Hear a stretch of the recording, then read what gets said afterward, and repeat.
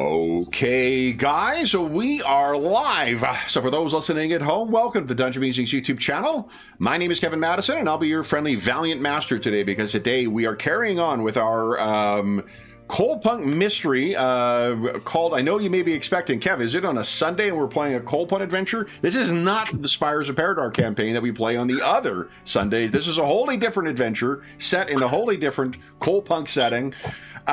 We are using Kobold Press's outstanding Tales of the Valiant RPG to play this campaign. Our setting is a custom setting that we're making up as we go called Metropole, and the adventure we're playing is currently called The Demon's Hand. With me today are the stars of this adventure, and I'll go the order I've got you guys on the screen here. Why don't you tell us who you are and who you're playing today? First up, we've got Graham. Hi, I'm Graham, and I'm playing Harlan Kretsch, who is an investigator. Very nice. Next up is Ingolf. Hi, I'm Ingolf. I'm playing Rosalie Day, who is a druid of roses. Very nice. Next up is George. Hey everybody, I'm George. I am playing Maxwell Lynch, who is a time-broken cleric of Thoth.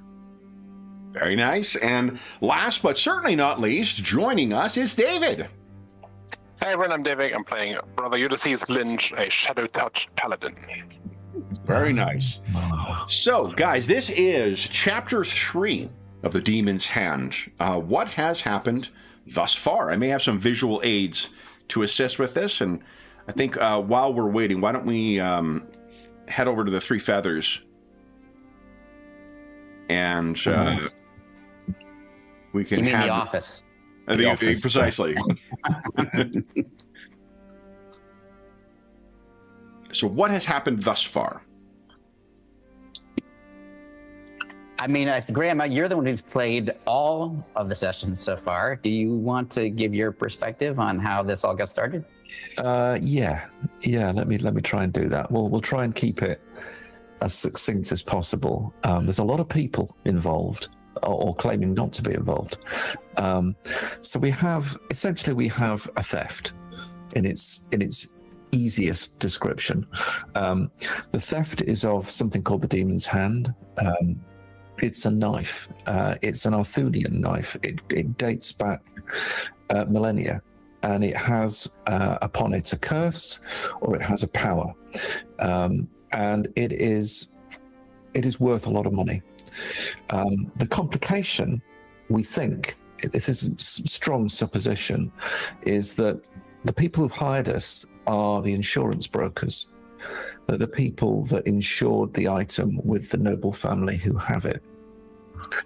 The reason that we think they're interested is that obviously they don't want to have to pay out on the item, and it's cheaper to pay us to go and try and recover it if they can.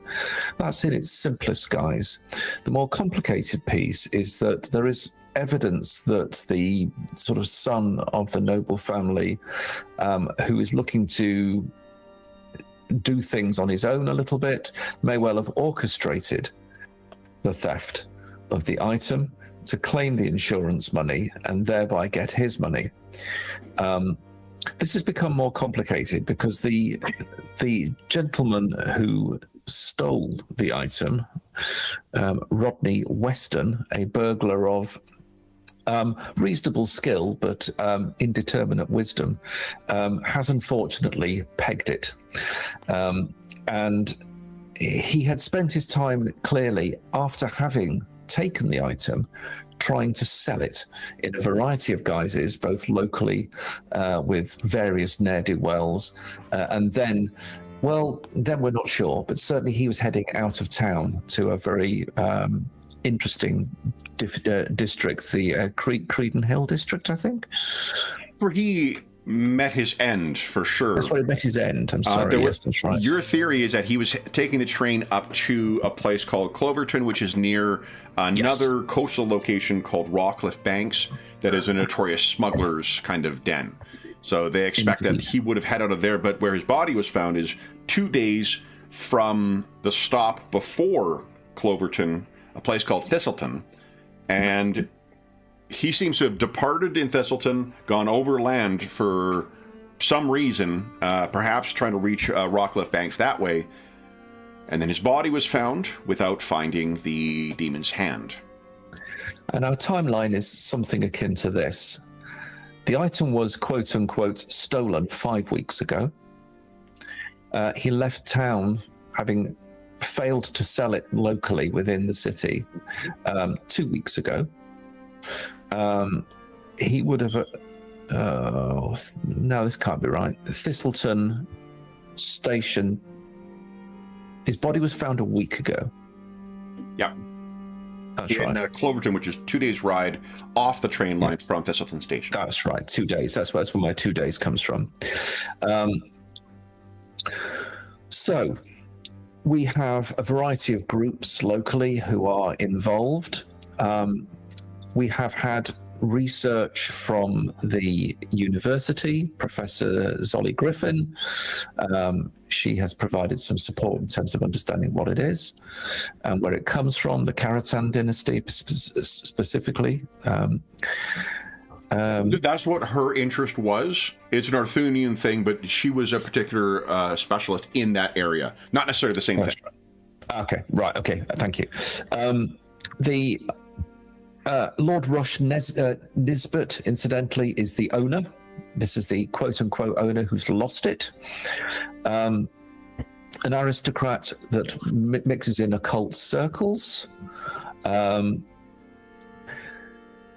Just to move on a little bit, if I may, there was some talk about her colleague as well, Janet Hogan, who on a dig 20 years ago uncovered something Arthurian, dreadful, but was definitely her undoing.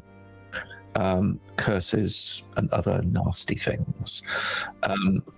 The person that we met last time, and the significant encounter last time, and we can fill in some gaps, was the rather unfortunate meeting with the Right Honourable Lord Montague Thornborn. There he is.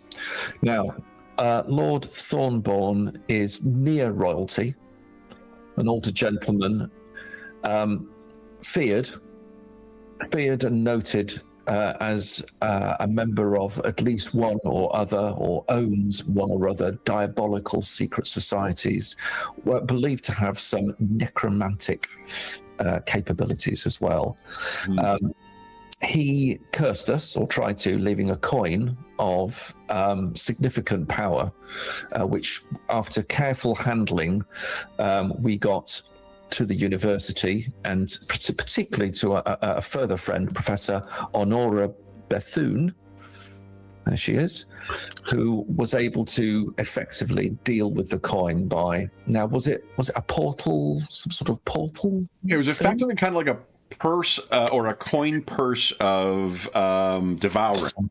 Yeah, so some powerful magics, and she was quite happy, in her own swivel-eyed way, quite happy to have got rid of the artifact, and has assured us that should we have the misfortune to encounter further, she would continue to be of service.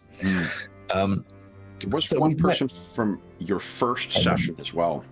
Oh, Eddie Armstrong. Eddie Armstrong was one of the lowlifes who I think Rodders tried to sell. We think tried to sell on the item. He was demon touched. Eddie wasn't quite everything that we thought he was. Demon touched and actually attacked us, having transformed into something otherworldly and demonic. I was glad to see that Mr. Mirror handled that situation with his typical skill, accomplished skill. So we are encountering the vestiges of demonic conversion, dark powers. It's a trail that Rodney, who was the thief, probably was encountering on his way, possibly making him all the more desperate to get rid of it. If there had have been a plan to recover in some way the dagger, having stolen it, then Rodney wasn't a part of that plan. He was definitely out for the money. I suspect he probably had an agreement with the noble family for whom owned the artifact, or at least to probably keep hold of it and to return it so that they could claim both the insurance money, but also keep the artifact and the money for that as well. I wouldn't be at all surprised if that was part of their scheme. Rodney wasn't operating on that basis, or he was so afraid of the artifact, he felt it was too hot, dark to handle, and therefore wanted to get rid of it. It could be either of those things. The net effect is, unfortunately, he's dead. And here we are on our way on a train, I believe, to Thistle Station. No, you're still in town. You've not departed yet. Still in town. Yeah, you guys had talked about doing a bunch of further potential investigations. You had brought in these other investigators, having known that you would need some extra help. And now that there's a further wrinkle with Montague Thornborn, the Great Darkness being involved, that further complicates things.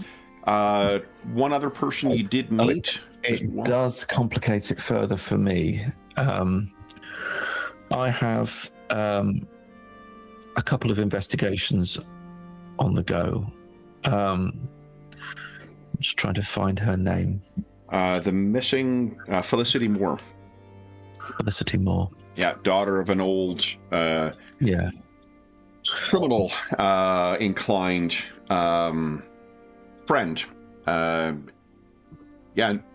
Lord Thornborn made some mention of that. Yeah, so he seemed to have some sort of power over her, or controlled her, or perhaps held her. He wasn't clear. He was whisperingly vague on that, but the threat was clear. And so this rather complicates things. You did meet one of your contacts as well? Oh, Jefferson Shea. Of the Collectors. Yeah. So the Collectors is another faction which... you're allied with, I think. Yeah, we're allied with. Have quite some considerable dealings with. They're a criminal organization within Metropole. And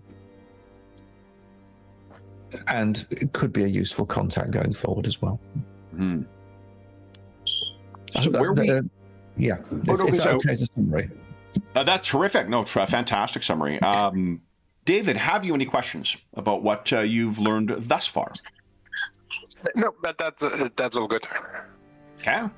A very succinct recap, so yeah. So one of the things that we were talking about before we went live is the connection between Maxwell Lynch and brother Ulysses Lynch. Why don't you guys tell us a little bit about that, just to sort of set the stage for us, and then we'll be able to dive into the session proper. David, do you have something you want to start with, or what do you think? No, I'm not going to give too much thought, but we are of the same family. We're brothers. I think we agreed. Both sort of drawn to powers beyond in one way or another, and I feel I am literally and figuratively the black sheep of the family, having maybe taken that quest a little bit too far. Been touched by shadows, but thankfully, maybe with your help, I've been sort of pulled out of.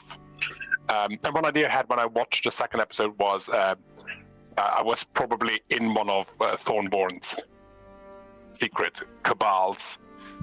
Possibly then having been freed by my brother from that, but having retained some of my teachings, which are not put to better use. In confronting demons and such. Yeah, that's awesome.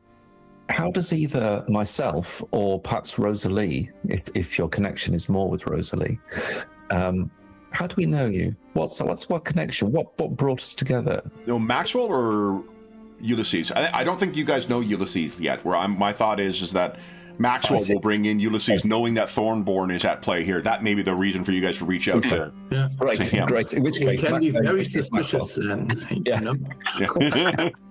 But it is a good question about how Maxwell and Rosalie and Harlan all know one another. Yeah. Do you guys have any thoughts? That's a good question. Yeah. Well, let me quickly say just the other side of the coin from what Ulysses' backstory is. He was clearly the black sheep of the family. Thankfully, I was just the gray sheep of the family. So I have had my problematic moments, let's just say, in the past. So I'm not like, holier than thou whatsoever. Who's the older brother? I think it's Maximilian. No, I'm kidding. It's a third one. Yeah, so we don't want to talk about him. That's a good question. I don't know, David. I don't know. I could go either way. You have a feeling? Time to say Ulysses is the older one. Yeah, that sounds good. So I think maybe once Ulysses, I think maybe, and David, tell me if you object to any of this, as you were kind of peeling away sort of from the family into your own studies, let's call them, that we had been very fast. Obviously, we were brothers, but friends as well, partly because we both felt different from, our family members. And so we kind of were like the two that could understand each other. And then sort of you took one path, and that sort of left me like, oh, my older brother, who I look up to, is taking this other path. That's not a path I want to go down, even though I'm tempted because you are. And then I kind of found myself going down another path that sort of felt better as a fit for me. And then we were separated for a bunch of time, I think, since that parting. And this will be the first time that we would come back into communication with each other. And maybe I'll say, Kevin, that I had sent a letter to him previously that I want to meet up with him, and then we can make sense. Just so we know, I don't know if he's in if he's in Metropole or where he might be. So I might make a tweak and tell me if you're okay with this tweak. What if it's a letter you've written but not yet sent?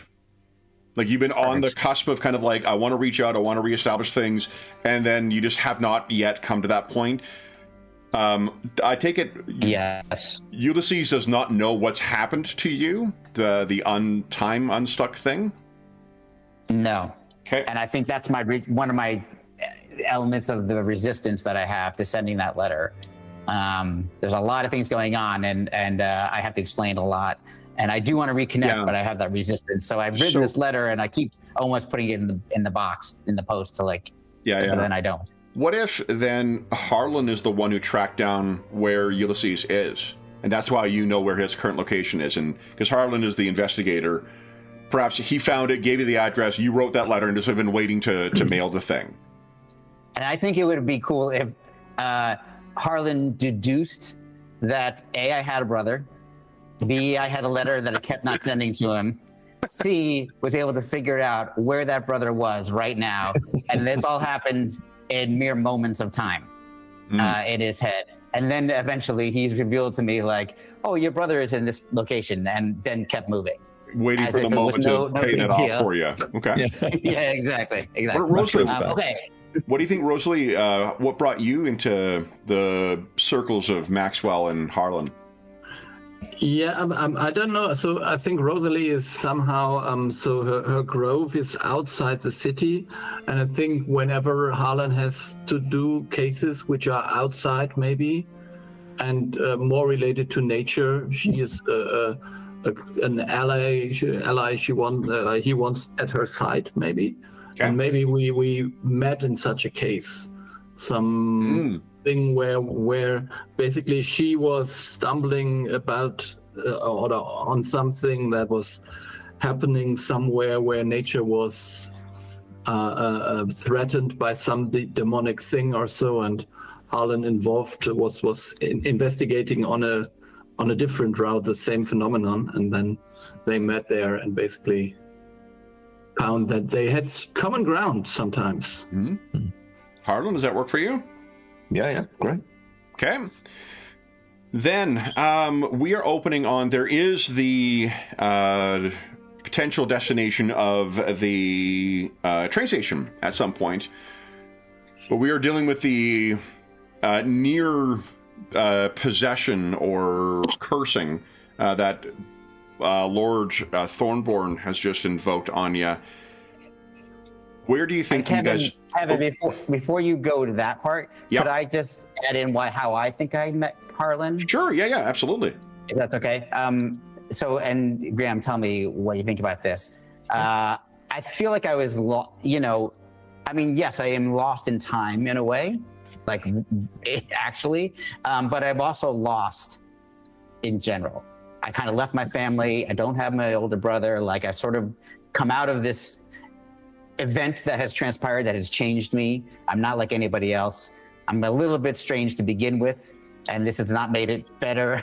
I've got a raven on my shoulder called Talk, and I think I just showed up at the Three Feathers one day because I had the feeling it was a premonition, or maybe it was something that happened in the past that reminded me of, but it was something to do with time that caused me to like show up at your table as if you were expecting me. And then we maybe have a conversation from there that I start out by saying like, I know we're gonna be working together, so I thought I should introduce myself. And that sounds great. And probably internally, I'm thinking the stranger a person is, most likely the most useful and helpful they're going to be. Well, then I got that in spades. So, great. Just to connect everybody, Kevin. Sorry. No, I love that. I'm just whispering something, George. Tell me if you. What you think of it. I'm looking forward to experiencing the points in time that you have already think you've encountered. Oh my God, my mind has been blown. How can I even answer that question right now, Kevin? Can I think about that one? Absolutely. Yeah.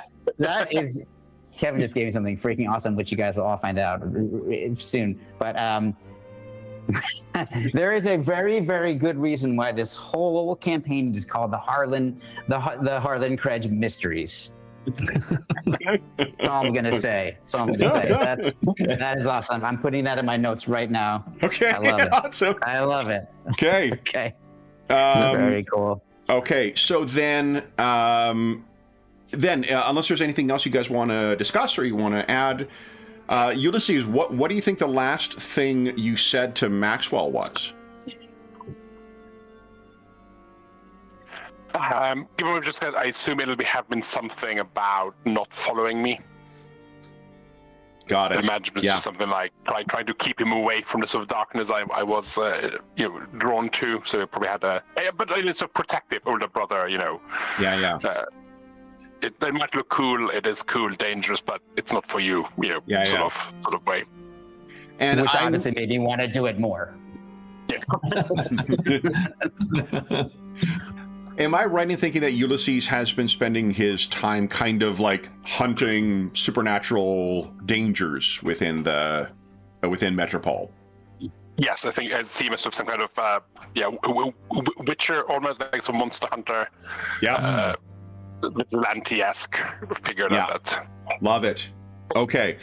So then, I guess first off, let's bring the rest of the investigators back together. We'll assume, because Dave was not able to make it today, that Mr. Mirror is off investigating something, and we can either have that as like a downtime action or something else for the time being.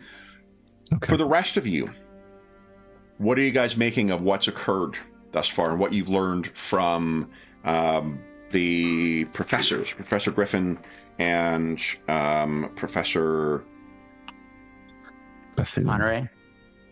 Honor. Oh yeah, Bethune. Yeah. Bethune. Thank you very much, Nora Bethune. Okay. All I'll say that I know is that there are many parties involved, all in different ways. They're not necessarily all connected to each other, but there's a web that connects them all. And I would say that the one theme that unites everyone involved is power. In some cases, that's financial power. In some cases, that's magical power. In some cases, that's some kind of evil power. And in some cases, it's the power to control these items. You guys have a theory about the Nisbet family as well. Yes. From last time, what the reason they had the demon hand in the first place. Yeah. So my recollection was, and anybody correct me if I'm wrong, is that Lord Nesbitt had this item in his family forever, essentially, but over time, the family was very well off, but over time there was a drain on the family finances and financial situation overall. And the son, whose name I have, Rush. Oh, Irving. Rush was the dad. Rush was the dad. Irving, I believe, was the son. Yeah, and Irving is the son. And so right. they have a history as well of being occultists. But as they've fallen on hard times, despite the fact that obviously Rush Nesbitt would never want to let go of an item like this, that it seemed like Irving was struggling with the financial difficulties that he found himself in, and therefore decided, I have a plan. And he had the item stolen by Harlan's former associate. Yeah, maybe it's a good way to refer to him. And it all got botched. And now the situation is Harlan has been hired, and we are his freelancers to help him out when he needs it, to locate this item, because if not, the insurance must be paid. And the thing about the insurance is that cash money is what Irving wants anyway. So he has no actual incentive to want the item back. And in fact, it's possible he may already be planning to prevent us from finding the item because he'd rather have the money than the demon's hand. Well, the money would like to go to Dad. But then, this is my theory, then it would pass down to him. Oh, fair enough. Yeah, depending on how. One thing that Harlan told us last time, I asked whether Rodders would be the type to steal an item and then, rather than do what he's told, try and sell it or something like that. Yeah. And I think Harlan said absolutely was his response to that. Right, Graham? Yeah. Rodders seemingly never met a bad decision he couldn't happily take. So I think we have, like you said, Kevin, it's a theory. These are we're trying to figure out how all these things fit together, and I think that's what we sort of all come to the conclusion about based on what information we have so far. And we had thought about going to speak with the Nesbitts, but we decided to hold off on that because we wanted to find out some more information first. And so that led, right? Ulysses in. Yes, that's right. Harlan, if you're amenable to what George suggested, then what if this is where you've been sitting on this information about Ulysses, where he is, how to get in touch with him, and perhaps that he's got this connection to Thornborn that you have not shared with Maxwell yet. Max may well know, about this connection on his own as well, but that may be this I've been waiting for the correct time to pass this info to Maxwell. Are you okay with that? Yeah, that's great. Yes, I know. I must say, Maxwell, the web thickens. I wouldn't want to compromise your brother, of course. Well, in some ways, he has done that himself already. Well, it's a complicated world, isn't it? And we all must pick our rails very, very carefully. Do you think, Maxwell, that maybe you're surprised by him talking about your brother suddenly?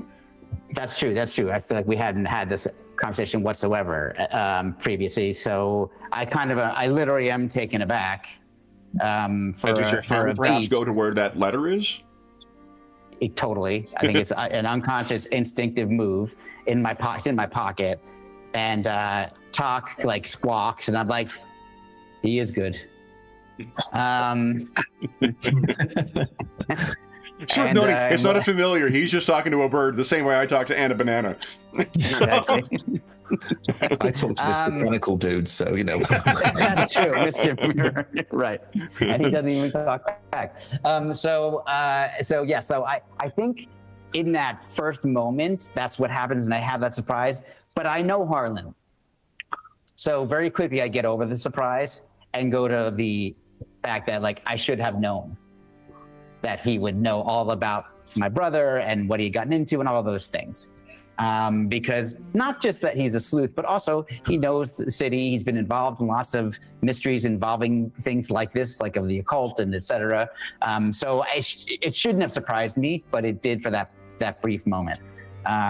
So I kind of like take a beat to, let my hand down from the pocket and say, well, yes. And then I say, he's done that himself, but it's more like not in an accusatory way, but more I think it's okay, Harlan. Like, no, I think that it wouldn't bother.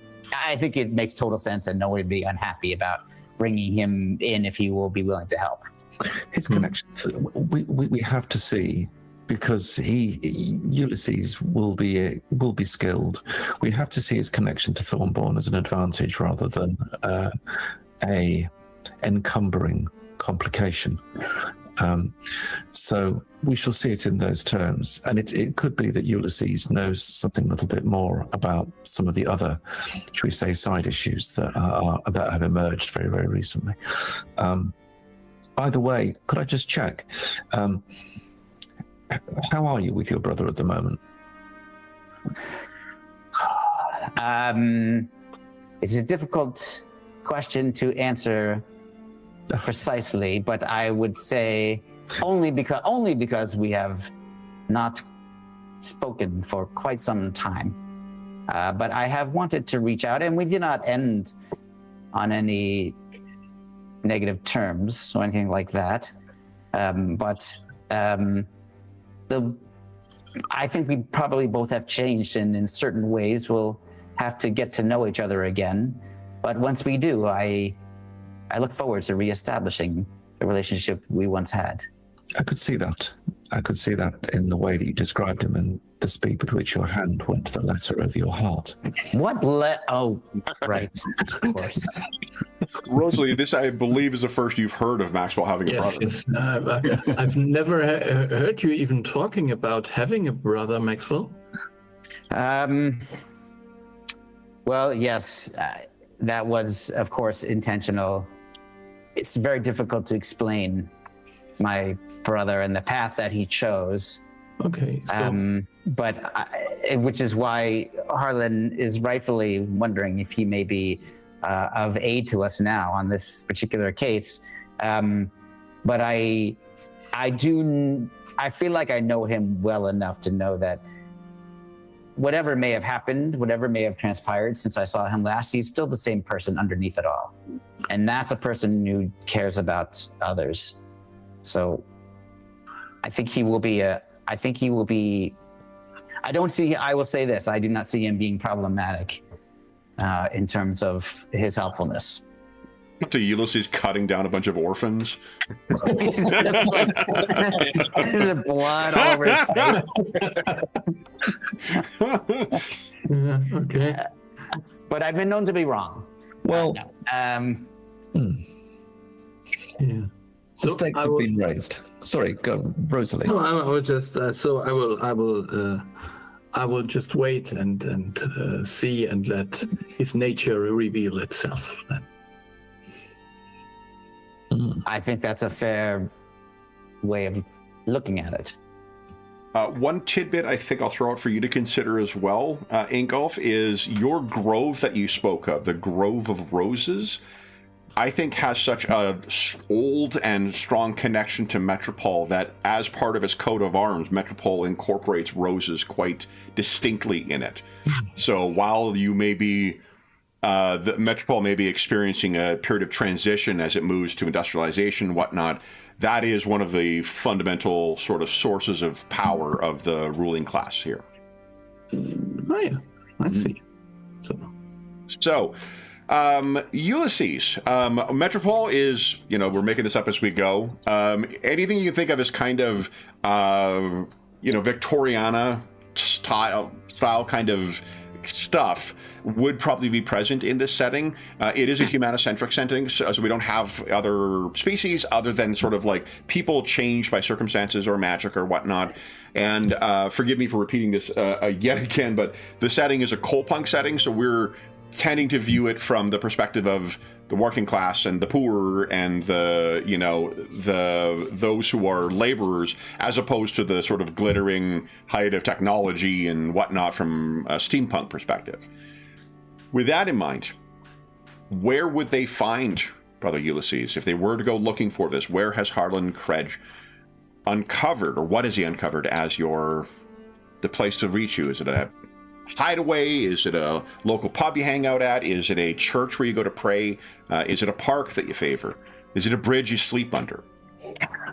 No, but the first thing that came to my mind was a dilapidated church that is no longer in use, but sort of tucked away, and like at the end of an alleyway where people go like, and go down there. It's just like old haunted church, so it's like falling apart. It's desperate need of repair, but I've sort of made it my own. Okay, love it. That's awesome. Okay, so knowing that is where you would find Brother Ulysses, you've given the address. I'm assuming you're familiar enough with Metropole to know that the neighborhood is not great, Maxwell. How do you guys wish to go and contact him? What time of day? Are you just showing up at the church and trying to find him, or? I can't remember what time day we left off at the end of last session after we met with the professors. Yeah, I think that sounds right. I think late afternoon, because you guys had met up in the pub. That's when we were carrying over from. You know what? It might be early evening. Come to think of it, because there was the encounter with Eddie, and then that was fairly late in the day. That was near the end of Harlan's day of investigations, where he was nearly stabbed by that guy. I don't know if we've had we have had at least one rest. That's true, because that's when he reached out to you guys. So it'll be a day afterwards. I think it's like early or late afternoon at latest. Okay. I mean, I think I'm fine with going as soon as Harlan brings it up. I'm happy to head over there, Harlan. Whatever you feel, unless you have something else you need to do first. No, I think this is the priority now. Okay. Very well. And is this a church that, Kevin, that like we all of us here would have known about, like the existence of? Not that we've been to it, but like, is this like a known place, or is it sort of like an out of the way? I'll defer to David on this, but from what you've described, it sounds like it's like, you know how like there's those where like the neighborhood in a European city has sort of grown up around it, and you end up kind of forgetting about it. Is that what you're thinking? Yeah, I think it's dilapidated. It's sort of like a poorer part of town, and it's possible there's one of those churches where no one remembers what deity or saint or whatever was worshipped here. It's been here for so long. There's always just sort of been there. So we see it's probably like on the edge of almost like a slum or sort of a poor district. Yeah. Okay, cool. I believe. Okay, cool. Right. Tell me if this is sort of the neighborhood you were picturing. Yes. Okay. I don't want to say great, but like I'm good. So, Harlan, Rosalie, and Max, what are you guys thinking? How are you approaching this church? Max, I imagine you're the one who's got the biggest, kind of stake in this. How long has it been since you've seen one another? Are we talking years? Or are we talking? I feel like I was thinking years, David. What do you think? Yeah, I think that makes sense. Okay. Maybe like a few years, like maybe 3-4 years, something like that. Or do you think you spent more time with in that other world? No, I think that makes sense. 34 years. Okay. So I think on the way, Kevin, then I'm a bit lost in thought, because I'm remembering things from the past that happened, thinking about what I might say now, projecting into the future what that might wind up causing Ulysses to say or think, and like I'm doing this loop, like in my mind. And partially that's just due to my current nature, but like seeing that like constant spiral of the past, present, future. Love it. Here, I'm going to whisper something to David so he can... I'm going to say that probably, Harlan, I'm going to guess that you are leading us since you're the one who discovered where he was. Yeah, I think so. Cool. That's great, because then I think I'm trailing you, and like that way I'm not paying attention to where we're going. We're just like, we turn here, we turn there, but I'm so lost in thought that I'm just following along and just like trying to get myself ready for this this reintroduction is what I'll call it. That's fine. I think I might use the unseen servant as a sort of like as someone who'll precede us, and the instruction will be to sort of move things out of the way, sort of maybe just gently push as we approach, just to keep the sort of our route clear. Then there are strength in numbers. There are 4 of us. There are three of us now, which is a little better than operating on your own. Typically, you'll be a little safer when there's more than a couple of people, and so we'll stride reasonably purposefully on our way through this benighted district. So when is this known as a dangerous part of town, Kevin? I know it's sort of on our time. This is none of you guys are particularly of means, but Harlan dresses fairly nicely, for what he can. So does Maxwell. Rosalie looks a little more earthy, but it's the kind of place where, if you did not have reasons to deter people, wide open areas, you getting stabbed or mugged or whatever is probably fairly rare, but if you do go down a dark alleyway, that's just kind of asking for trouble. Yeah, fair.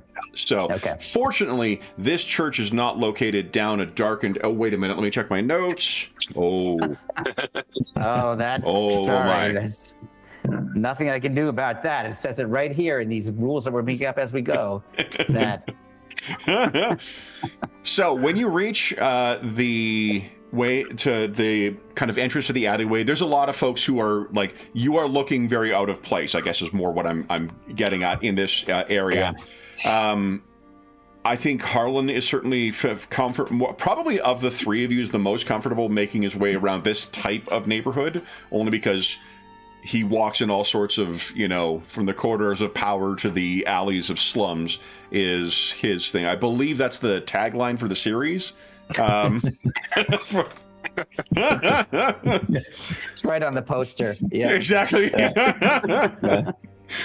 And what you would find when you reach there is you actually hear a first talk seems kind of like a little disturbed, looking down the darkened alleyway towards this abandoned church. And abandoned churches seem to have either like a quality of diminished regalness or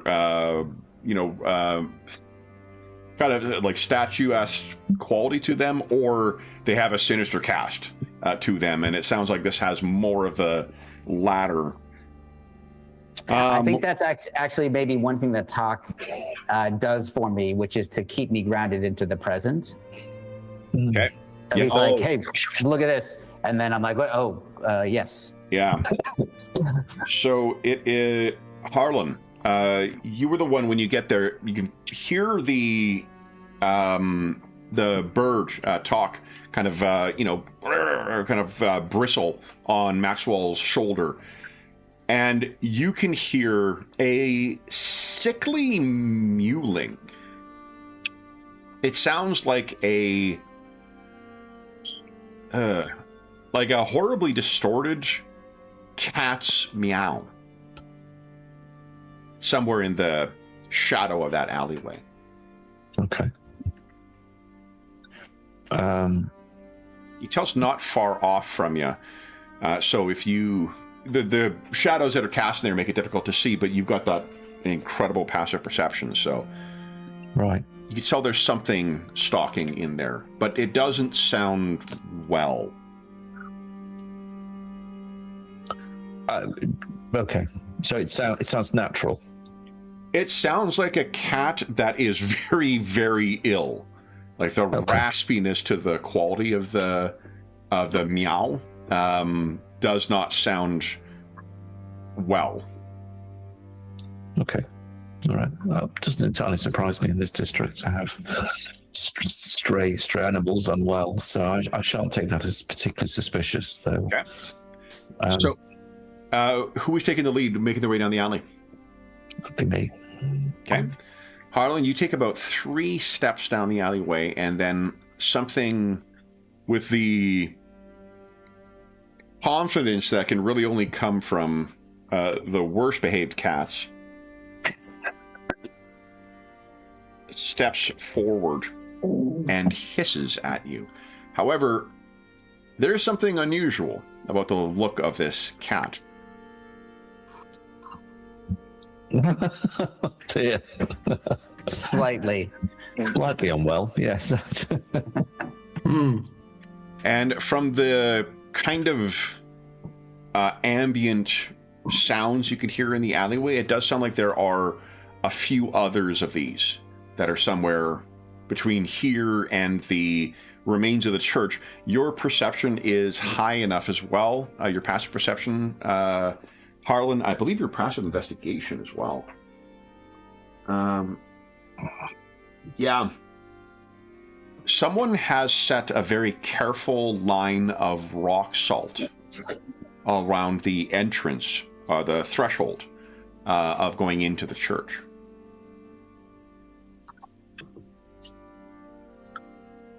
Right. Is that a warding? You can give us an Arcana check if you like. I'll try one of those. Yeah. It would be some kind of if someone was to invoke a warding ritual of some kind, particularly with respect to incorporeal entities. Okay. Well, that's good. He's certainly looking after himself and being cautious, which I would expect. The cat itself is not any. It is the size of an alley cat. It is not like an overly large thing or anything like that. Okay. But it is the force of personality is certainly filling this part of the alleyway. Okay. So the first thing is I will instruct the unseen servant just to see if that's enough. It might well not be, but I will, if I can, to kind of gently push the cat out of the way. I don't think you can interact with other living things. Can't. No, I think it is pretty restricted in perform simple tasks that a human servant was fetching things, cleaning, mending, folding, lighting fire, serving food, pouring wine. It specifically can't do what some other things can do, like if you've got Mage Hand. Mage Hand can actually move things from a distance. Okay. The unseen servant is sort of restricted to like domestic tasks. Okay. What are your cantrips? Mending, message, and firebolt. All right.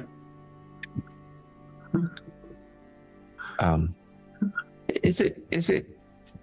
It looks dead. Oh, it yes. looks like it's undead. In which case, I think I'll send a warning to it, and I will firebolt the thing. The creature or near it? I think the creature Would be. I'm going to send a warning to the rest of them. Go ahead and give us a attack roll. This will be on the first page, and the firebolt should be one of the things in the central column. Let's see if this works. Yeah, that's a solid hit. Go ahead and roll damage. Nice. Just click on the firebolt. Yeah, perfect. So you scorch this thing, and then in response, it just kind of races off down the alleyway, and you can hear others that are kind of making noise in the alleyway as well. Yeah. They seem to have retreated. So, Rosalie, Maxwell, what do you make of what you've just seen? What do you think, Rosalie? Yeah, I think first of all, I would agree with Harlan that this cat was effectively dead already before he shot it. So that is clear. beyond my means of healing. Definitely. Yes. I'm not sure what company your brother keeps. I mean, he keeps the cats out, that's for sure, but I hope he's not responsible for them. We did have a cat that looked exactly like that called Whiskers. No. I say, I don't know if I do not know if he would have been involved in bringing this creature to this current state, which obviously is horrifying. However, it would not surprise me if creatures like this might be attracted to his presence. He has walked, or it could be coincidence. He has walked darker paths, and of course has an association with Thornborn, who is of a more necromantic persuasion, and therefore the boundaries between life and death are perhaps seen more as an inconvenience than a matter of the wills of the world. Yes, and I would agree, and add furthermore that if it were of his doing, it would have been a creature that was already deceased, that he had raised as a guardian. But I do not think he would have done it against the creature's will. But at least I hope that's the case. Well, I think once you've passed over, the question of your will becomes a more interesting discussion. That is a fair question. Well, I guess we shall shortly find out I hope the so. answers to these. Yeah, but I think if they were his guardians, he wouldn't have warded them off. So I think that's for sure as well. Possibly, or this could be a second line of defense. Should we find out? I sort of look around at the district and just say, "Oh, I do hope he's in." So, David, what do they find as they step forward and step over the threshold into the church? It was never really big, so it'll be small. So we get sort of Victorian, sort of classic sort of church layout. Part of the roof has caved in and hasn't been repaired. And most of it looks abandoned, mostly empty. But I guess people like Harlan would know that the sort of section towards the back of it has clearly been sort of made up to be there's like a sort of makeshift bed there, sort of a little stove area, and that looks sort of inhabited and cared for, but the rest looks just dilapidated, broken pews, smashed windows, and no sign of Ulysses. Nice. Ulysses, would you give us a stealth check with advantage, please?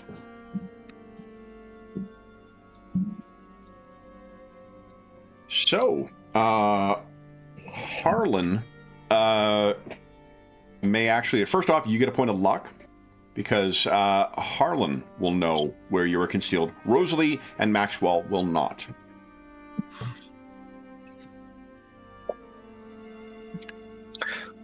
Where do you think where are you, brother? I'm in the rafters. Having heard the commotion of in the alleyway of cats screaming and firebolts being thrown about, I'll have made my way up to. So there's only like 2 support beams that are really sturdy enough for this. The rest are a little bit more precarious, but I'm sort of perched in my foot with the hat and just sort of trench coat on one of those with a pistol pointing down at the entrance. Ooh, in which case, hold on, we may need to retrieve. Nice. A pistol like this? It's a family heirloom. There we are. Okay, so sorry, the luck will you'll have 1 point of luck as well. Oh, that's cool. So Harlan, you, not to undercut that, just because he failed did not mean it wasn't like no one else would have likely known that he has managed to scramble himself up there and conceal himself. You know that he is lurking above, and you know that there is a gun pointed at the group. Oh, I'll process Mike. Well, I must say, the roof has seen better days. and I'll step forward, and I'll probably just say, Harlan Kredge at your disposal, Ulysses. And how different does Maxwell look now to how he did the last time Ulysses saw him? I think that he had a boyish look to him the last time Ulysses saw him. And it's not just the 3-4 years that have passed that have made him look aged, by 10 years. It is everything that is transpired between then and now. And I think his style of dress is very drastically different from the sort of very basic kind of wardrobe he would normally wear. And he definitely did not have a bird on his shoulder, nor was he wearing any kind of shades. So he's clearly recognizable, but I think Ulysses would immediately see that something is different. Oh, and he's walking with a cane is the other thing. Whether he needs it to walk or it's some other reason, maybe a holy symbol or something, who knows? But yes, that would be something he would not have been seen with prior. So let's set it to a DC 12 perception check for Brother Ulysses. Here, I'm going to give you your 1 point of luck as well. So, Just see if you recognize your brother. You could spend 1 point of luck to have you recognize him, or you could take the fail. I'm going to spend my 1 point of luck. Nice. Oh, By the way, I can't Oh, you can't edit it. Oh, change the green bar on the other token. Yeah, hold up. Let me get that. Yeah, we had that issue previously. Kev is a dumbass is what George is very gently saying. No, I mean, it's nothing that you did, David. That's all I'm saying. Yeah. It's roll 20. It is something that Kev failed to do. No. I didn't mean it that way. It is the fact of the matter. Don't kill my character, Kevin, please. I just. All right. So then, what do we see from you, Brother Ulysses, when you suddenly recognize this aged and seemingly partially infirmed old man is actually your younger brother? I think Harlan would see me as a poke my head and sort of like surprised, and then there's a flurry of the shadows around me darkening, and I sort of collapse inwards, and then in front of Maxwell the shadows sort of expand and bloom, and I sort of step out and just go, "Brother, are you okay?" But that's what my face is just. It's like almost like the top hat, the shadows. It's just not visible. Max, why don't you give us a wisdom save? Sounds good. This doesn't have to do with being frightened, does it? Probably more charisma save, actually. Now I think of it. The charisma saves are rarely used, but charisma seems to be what they lean towards for fear. You're right. Charisma saves are rarely used. Yeah. So you're going to be able to react however you like. Okay. So I think I'm not unsettled because I had prepared myself to know that I wouldn't know what Ulysses was going to look like when I encountered him. Yeah. So the fact that he looked so different, I was prepared for that. It's still freaky, but like I was prepared to be freaked out. Yeah. But I recognize his voice clearly, and so I know for sure that it's him. David, you're still up there? No, I've essentially misty stepped in front of you. I got you. Yeah. Okay, perfect. So I walk up. As I'm talking, I'm walking up to you. Ulysses has been, and my hand goes to like the letter in my pocket. Too long a period of time for us to not spoken. And that's at that point I've reached you, and I stretch out my hand, but I think the vibe you get is that my first instinct was to give you a hug, but I instead put the hand out. Ulysses will step forward and will take the hat off, and as he does, the shadows fall away, and his pale human with a few scars. He didn't have last time you saw him. Sort of stands there, and he will give you a hug.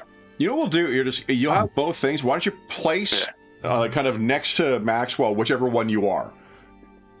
Oh, that's cool. For the stream, it means like whatever's directly underneath you is what you look like. So I currently have you as, perfect. Yeah. Would you give us as well, Ulysses? Give us a history check, please. I was curious if you've heard.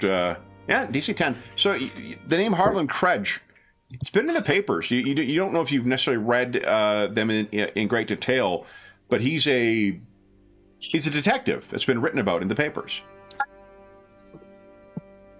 Yes, after letting go of the hug, I will turn and remind of my manners. Like, Mr. Kredge, welcome. It's welcome indeed. Honor.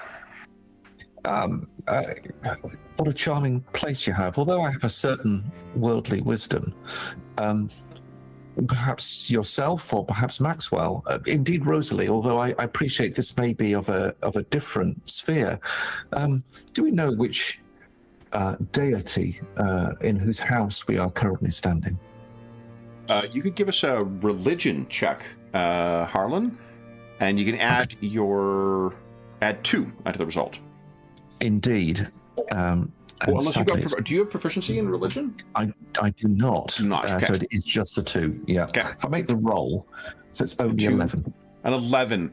I think like general, like if there's a pantheon or something like that, you go the general things, but not the specifics of what denomination of that thing. So, what do you think, Ulysses? Have you investigated it yourself?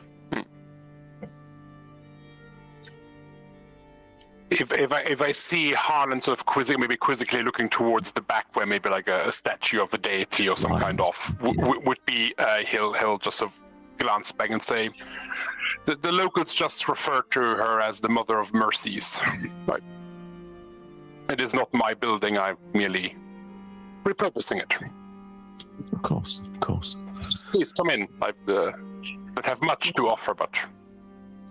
And I think actually, perhaps to your surprise, perhaps Harlan will make a point of heading towards the shrine, kneeling, and perhaps propitiating slightly a few words of worship to this Mother of Mercies, and apologize for not understanding or knowing her ways better than I do. And after a bow, I shall swivel round and then continue the conversation. Perhaps something that you wouldn't necessarily have expected from such an urbane and sort of scientific kind of an investigator. But I think Rosalie would try to shake Ulysses' hand if she enters. I will happily shake your hand. Yeah. Pleasure to meet you, ma'am. Pleasure to meet you, Miss Rosalie Day. Brother Ulysses Lynch. Oh, so.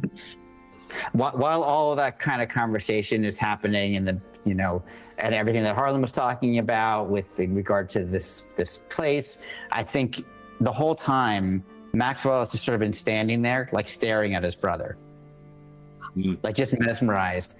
And he's got that, being that close to him, like was not fully expected. And it was like everything about the trappings of him is different, but the hug was the same.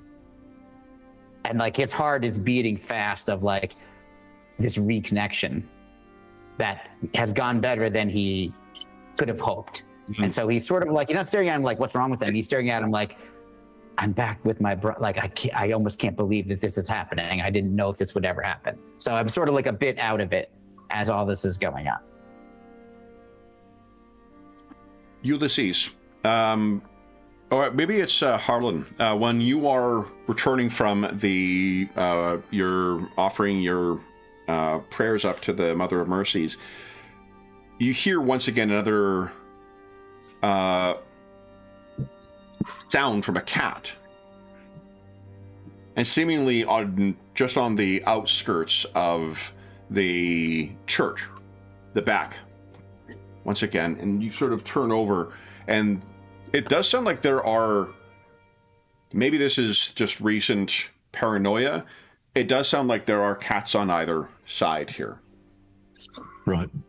Well, I mean to say, Ulysses, some recently deceased and yet unexpectedly active cats.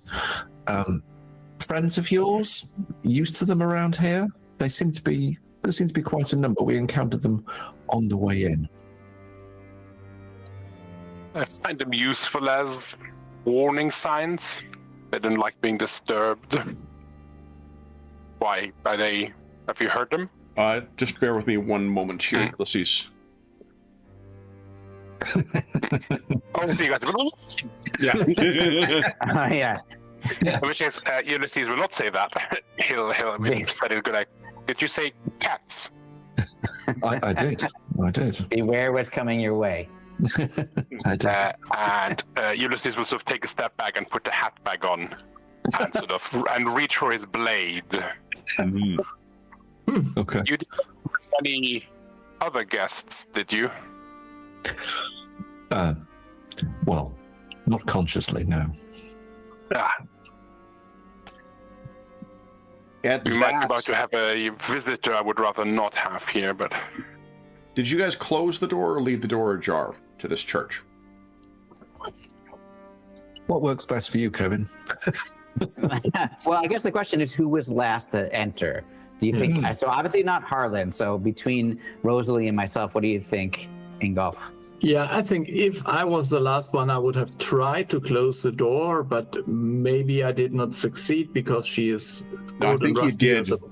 And with the door closed, the doors begin kind of like shaking and trembling. Ulysses knows precisely what may be about to happen here. That, of course, is our mid-session break.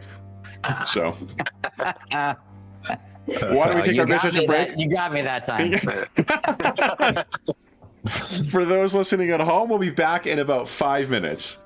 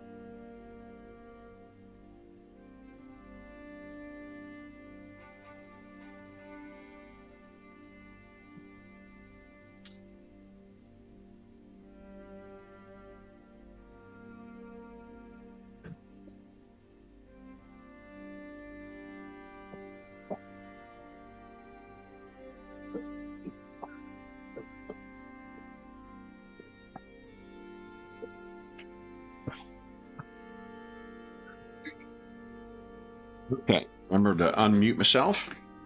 Hey, everybody in chat. Hope you're having a wonderful weekend.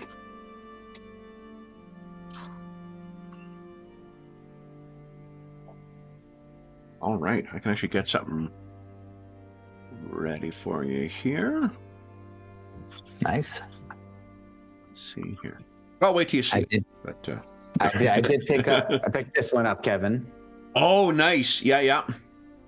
One of the things I will say that intrigued me about it was this these sort of character theme arcs that they have, and it was really just an interesting concept that I wanted to read more about. So they're really all those like theme-based setting books they've done thus far have all been really. There's been useful stuff in all of them. I got that, and because I'm in both places, I got a second copy of Book of Blades that I now have. Nice. Yeah. So that's also It's just another literally, it's a waste of money when I bring too many books because my luggage winds up weighing too much, and suddenly I'm paying $75 or whatever. I might as well just bought 2 books, and not keep paying $75 for nothing. Yeah. So it's unfortunately made more economic sense to just cheap copies of things in both places. Well, my son's, this is not the same distance, obviously, but my son's driving back to our hometown today, and he does it fairly frequently. I always do it once a summer. Part of the reason we drive and don't fly is because you want to be able to bring shit with you, and totally. I'm sure it's the same as American carriers and UK-based carriers too, where they're just the amount you pay for the extra baggage and extra things and the weight that you can carry and whatnot has been just continually.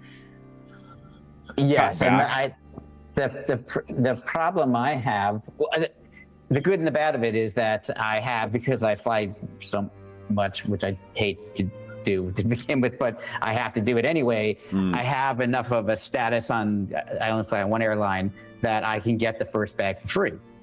So then I don't want to pay $75 when I could have paid $0. Yeah. It's just like, there's no in between. It's not like, well, it's just, since you get the first one for free, you just have to pay 25 extra. It's like, no, now you just go full freight. Like okay. And I take 2 suitcases with me. And when I weigh them in, you check in. If one is over, like I move things around to get them both under. So, it's Okay. So last we left things, Brother Ulysses, Brother Lynch, has just transformed back into his, shadow. Do you have a name for it? Your shade touch form or something? No, I think to him it's not a different form. It's just him. Love it. Okay. So, Harlan, Rosalie, and Maxwell, what do you guys do, if anything, in response? The doors are sort of trembling. I immediately turn to Ulysses because I see he has suddenly shifted back into his previous form and say, seems to me you know what may be knocking upon your door. It's the unquiet spirit of someone who has trouble staying in hell. At that line, the door bursts open. Oh, man. And...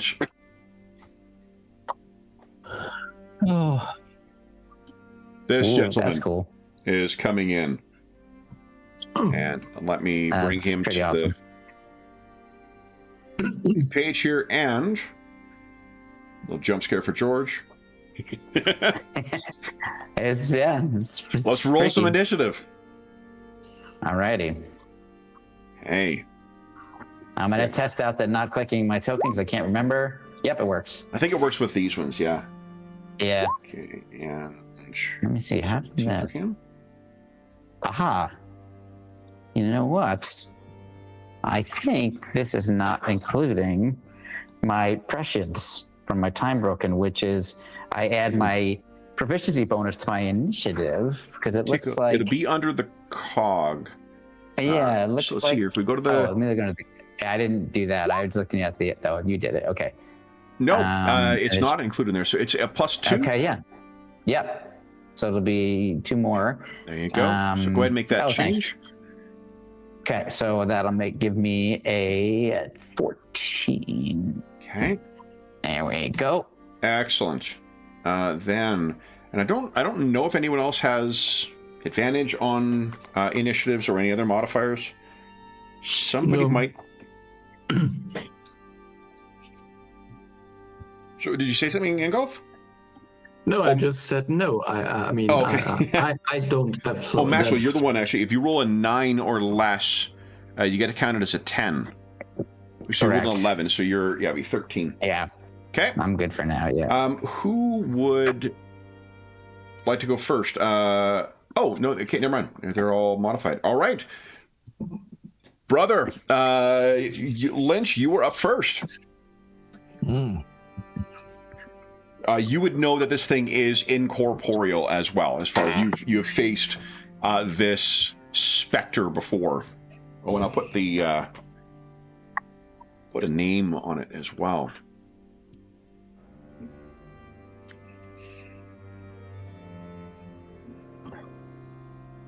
There we go.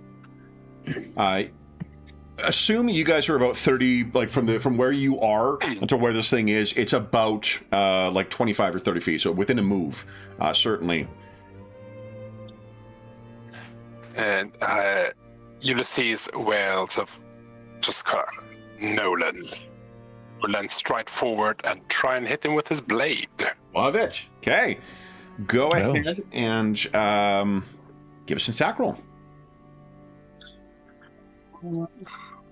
13. That is a hit. Your blade is not magical, is that right? It is not, but as I strike him, shadows will swirl down my arm, and then as they hit the blade itself, they turn into like silvery lines. Yeah. As I smite him. Ooh, love it. Go ahead and roll. Is there a smite damage button on the? I don't know if that. No. Oh, you know what? It didn't drag and drop it, so there wouldn't be. So extra damage is 2d. What circle? Oh, I think you've only got first circle spells, right? Yeah, so it'll be first second. I think it's 2d8 normally, but if he's a ghost, it's an additional d8. Awesome. Okay, so let's. You know what? And give me 2 seconds. I can actually set that up as a modifier for you, so you can just tick it, and then it'll roll automatically. Nice. Yeah, these sheets we've been using the 2024 sheets in our Night Below, or the War Story we're playing right now. And like these are a much easier to use sheet than those new ones. Okay, Smite, not Smiths. You're not hitting him with the guy from LA Law. You are. Here we go. It's radiant damage. It's a very dated reference, I guess. Well, I still got it. Yeah, excellent. Yeah, I was thinking of these Smiths. So there's Smite, and let's do Smite Undead as a separate one. 3d8, Radiant. There you go. So you should be able to both click on it, and then you can also tick it to roll automatically when you roll damage. Okay, nice. All right, so then go ahead and click on the Undead, Smite Undead one. Nice. 11. Okay. Then, and is he vulnerable? Let's see. No. All right. So the flash of sorry, I'm saying radiant. Did you say it was necrotic, or does it not matter for you? It'll be radiant.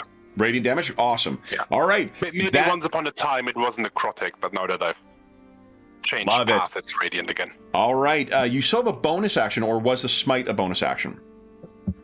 I think smite. A smite might be alongside your regular action. No, it just happens. So yeah, so I still have the bonus action. In which case, instinctively, as an already the spell slot, but I think I can do this. He would motion towards his brother, and I will cast Shield of Faith. Oh, nice! Oh my god, that's hilarious, because I was going to do the same thing. Incredible. Yeah. So, what do we see as your Shield of Faith manifests on Maxwell? It starts off the same as initially, so like shadowy tendrils, but then they sort of turn silvery as they sort of weave into protective pattern that then sort of layers itself onto Maxwell. Love it. Okay, then it is Nolan Kroll's turn. First, he will.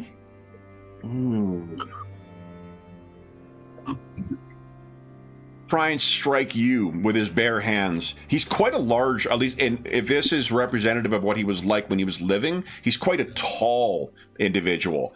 This is one of those, like, you know, tough and like large fellas, not from like weightlifting or whatnot, but just from being solidly built, tall and as solid as the oak. He swings his hand at you. Nat 20.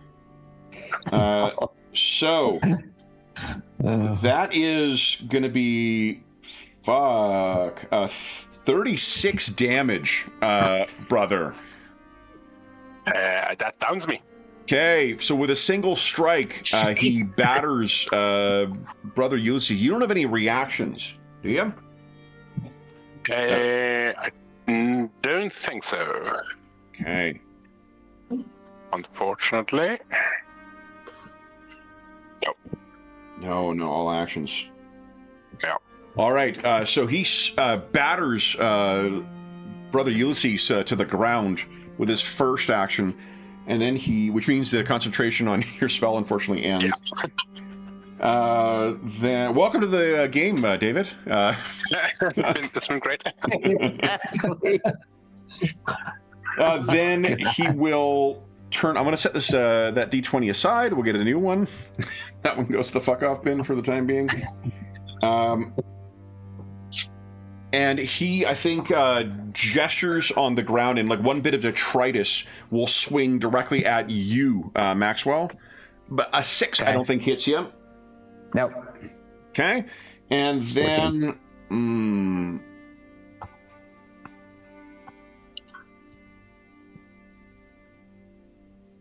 He laughs cruelly, and there is a shimmer to his form that he uses something as a bonus action. Maxwell, what are you doing? Okay.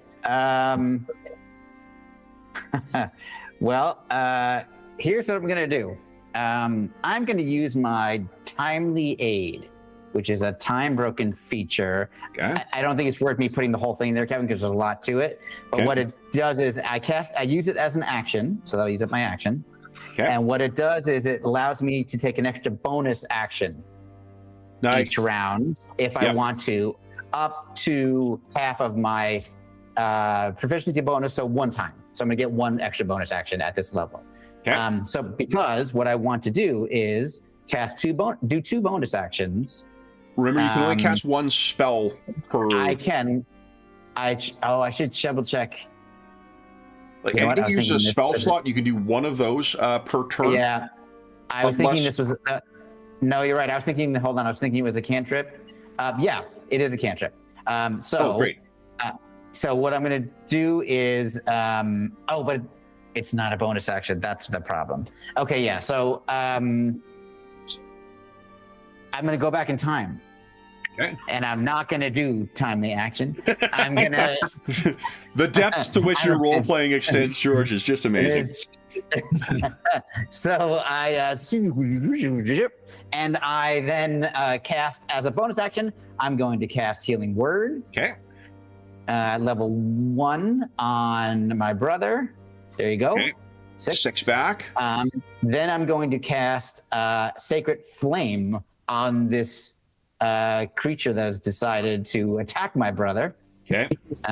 So there we go. DC 14 dex save for it. So there is something unusual that happens when you cast this. There is something like it does not seem to.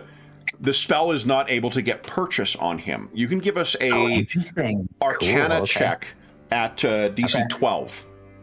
Okay. Let's see what happens. 18.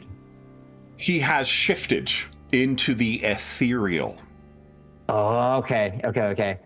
Very cool. I am going to remain at range from him, so I will stay where I am, and that'll be my turn. Okay, you got it. Harlan.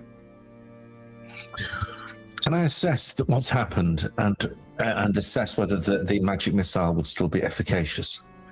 Good question. Because I mean, I should defer to the expert here on magic missiles, but I can't remember if they extend to the ethereal plane or not. It certainly doesn't say, but they do. Let's hear. Because it does force damage, and force damage sometimes does. In which case, it would be extremely effective. Let me just double check here. Magical force. It does force damage. Let me see if I can find out about the ethereal.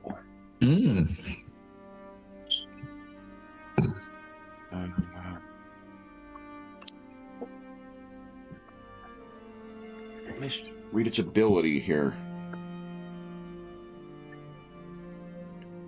It's visible on the material plane while it's on the ethereal plane, and it can't be affected by anything on the other plane. But force time. Yeah. Force abilities at times have in different versions of the editions they sort of transcend that. Okay. I just don't remember if that is the case here. Let's see. Planes of existence. There we go.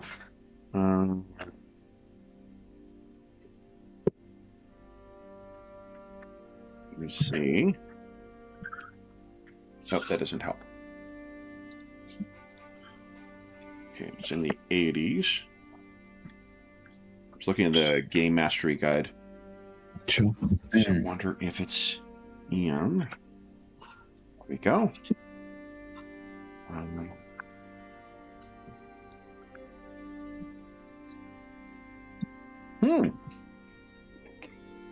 Don't see it in there. I'm going to say it does, just because I seem to remember that being the case in previous. George, am I imagining things? No. I think in second and third. Yeah. I think force effects when they cross the barrier. Yeah.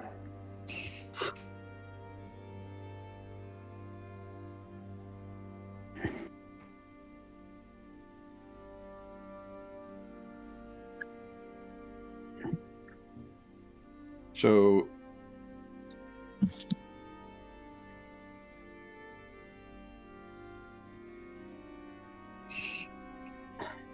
It says that it doesn't remember it from older editions applying here. I think it should.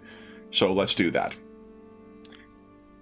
Okay, 4. Sounds good. So you should have 3, actually. You can roll, unless that rolled all of them. Yeah, you have to roll 3 times. Okay, so I'm going to upcast it to 2nd level, so I'm going to be casting 4. Love it. Yeah. Okay. And why don't you tell us what your magic missiles look like? Pretty good. So they are, I don't know, they're going to sort of take on a shimmering aspect, very similar to the ghost, sort of like a green, ethereal, flickering balls. Yeah. And I'm sort of controlling and weaving the magic to do that, so that when they fly, they whistle towards the creature, and he can see almost pieces of his own essence hurtling towards him. He screams in frustration, although you can't hear any of it, because of course he's wailing on the ethereal plane. So that would be your regular action. Do you have a move, or do you have a bonus action you wish to do? Oh, right. Gracious. I just see if this is... I suspect this is not a bonus action, which is... No, it's a full spell, I think. So it's an action. So in which case, I will probably just shout. I will probably sort of wield my quarterstaff sort of defensively and shout that, be gone from this place, you are not welcome. Hey, Rosalie. I think I would move over to the fallen brother Ulysses. Yeah. And try to be a field medic, which is nice. Something I can do. I mean, it would get not many hit points, but some are better than none. Okay. So I have to do a wisdom roll. As an action, you can tend to the wounds. You don't need to make a wisdom check for if it's to the field medic ability. It's just an action, and you restore a number of hit points equal to your PB plus their con modifier. No, it is only if I have to make one. Yeah. Okay. So yeah. So PB plus con, that would be 3 points back total for 3 points. Yeah. Okay, brother, you get 3 points back. Nice. Okay. Thank you. Do you have a bonus action, Rosalie? Yeah, I don't know. I mean, I think I've just... What spells do you prep? You don't have healing word prep, do you? I could use my cantrips, but I don't think it would be... I don't know. I mean, I could try. The reason I asked about healing word is a bonus action, so I'm not sure. I have no healing word. Oh, so. Okay. Got it. Yeah. No, unfortunately, no. Not else, okay. Then it is once again top of the round, brother. I will stand up. Okay, that is half your move. Yeah. And do I know that he's? Am I familiar enough with ghosts?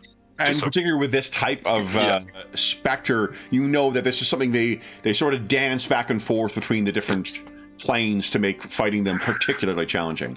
In which case, I will just stand up and ready in action for when he hopefully rematerializes, so I can strike him then. This is not the first time you have tried to slay Nolan Kroll, so it is perhaps not a surprise that the first thing he does is you see that telltale shimmer as he appears back in the material plane as a bonus action. And you can go ahead and take your attack. Wow.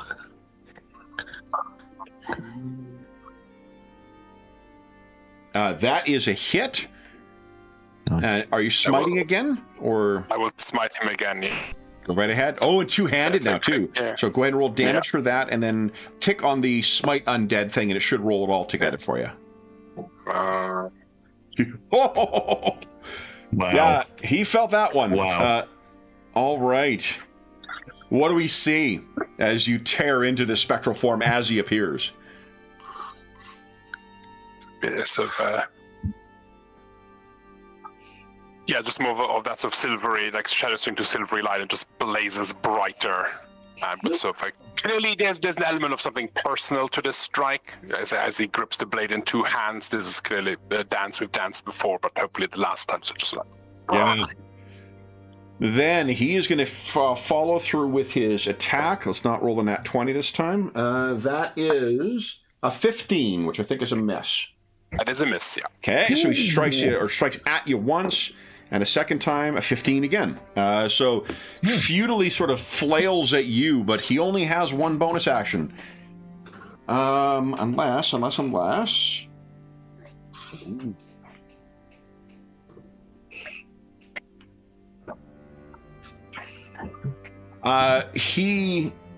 don't have one bonus action. I can't just... Okay, so that is it for him. It's not like I'm unstuck in time, George. Maxwell, you were up. What are you doing? Okay, so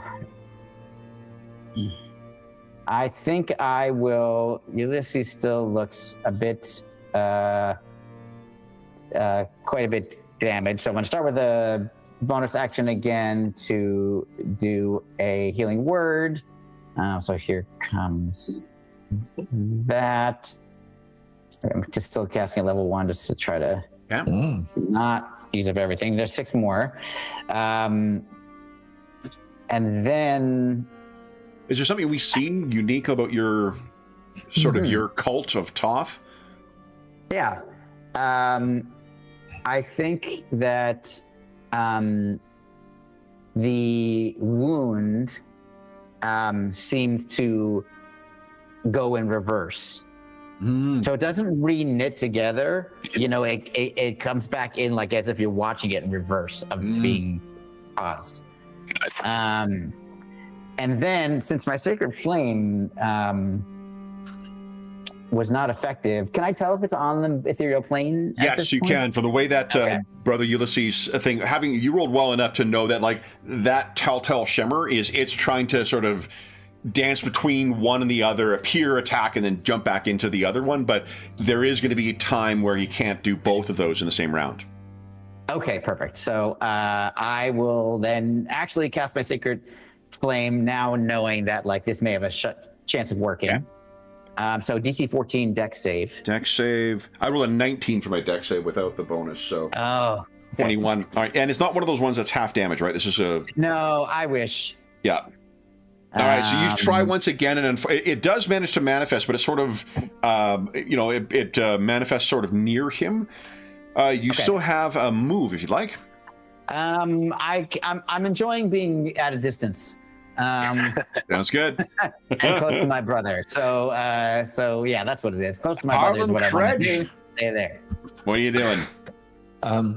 So this is a embarrassing 101 question on D&D stuff because I don't play this very often. Yeah. If I've cast my magic missile, does that mean it's cast and I can't use it again? No, that's not a stupid question. So Tales of the Valiant takes a cue from 5th edition, which means for your type of spellcaster, wizard, you have a list of spells that you have prepared. Every day you'll look in your book, you'll pick a number of spells equal to, I think it's your level plus your intelligence bonus. Any of those spells can be cast any number of times, but each time you do, it uses up spell slots that you have available. So, that's fine. But it is previous. What you're thinking of is previous editions, and Pathfinder 2 still use that thing where, like, if you want to cast Magic Missile twice per day, you got to prep it twice per day. Not the case with Tales of the Valiant. That's great. Thank you very much. I mean, I play 100 other games that all do it slightly differently. For sure. Yeah, that's fine. So, in which case, I will say, I don't think I know this gentleman's name, but I will say, may the Mother of Mercies have mercy on you, and may you find peace, as I let rip with another magic missile on him. Right ahead. Just roll damage, and whatever level you're casting it at. I'm casting it. Well, that hence the question. I'm using my second level slot to cast it. Yeah. So just reduce the number of available slots you have. You'll get those back. I have done so. Okay. Perfect. Go ahead and roll damage. Hit this button 4 times. Yep. So 5, 7, 12, 14. 4. Oh my god. We'll see. Yeah, 4 times. Yeah. Look at this. His hate is hanging on. Look at that. Just barely. Nearly got him. Okay, so he's nearly, my like, bonus you can action- see he is dissipating and discorporating in many ways. Do you have a bonus action you want to use, Harlan? I do. It's a simple sort of silent, it's almost sort of muttered silent prayer to this deity that I do not know, to say, Love it. please guide him on his way. Love it. Rosalie. Yeah, I would try to use shocking. No, I think I don't really know which one. So I don't know whether is. So I will move up to him and try to use shocking grasp. Got I it. don't Okay. know if he's immune to electricity or not. We will find out. Yeah. So Good question. that is a 14. 14 is a hit. Go ahead and roll damage. Nice. Click on that button. It should roll it for you. Yeah. Oh my goodness. What do we see, Rosalie, as you step forward and this thing would vanish at your touch? Yeah, I would say just enough of it and just try to get rid of him. And I would look slightly puzzled that it really worked. Okay. While there is no view of Nolan Kroll left, there is the sound of his echoing fury, which dissipates. What happens next, guys? Was he a friend of yours, Ulysses? I wouldn't go that far. Your arrival was well timed. I was expecting his visit for a few days now. He's been restless. Thank you. Will he return, or have we vanquished him permanently? That is an excellent question. Brother Lynch would know. When he died, I'll leave it to Brother Lynch to share whether he wants to share the particulars of that. But when he died, he returned as you saw him at least once before. And with these type of specters, it is typically there is some kind of fetter or connection that keeps them here. And until that fetter is resolved, whether that is something that you did in foresight of your inevitable demise, or whether it is something unrelated to that is another question. But yeah, he will be. So let me touch you again. I would just offer my hand to get you some more healing. Thank you. Using nature's gift, which 4 more points of healing. nice. Is there a smell of roses here? Or something? Yeah, I think. Are you coming up roses, Ulysses? So, you guys came here on business, or is it just fortune that brings you together with Ulysses when this creature has returned once again? You would still hear the departing sound of those cats outside.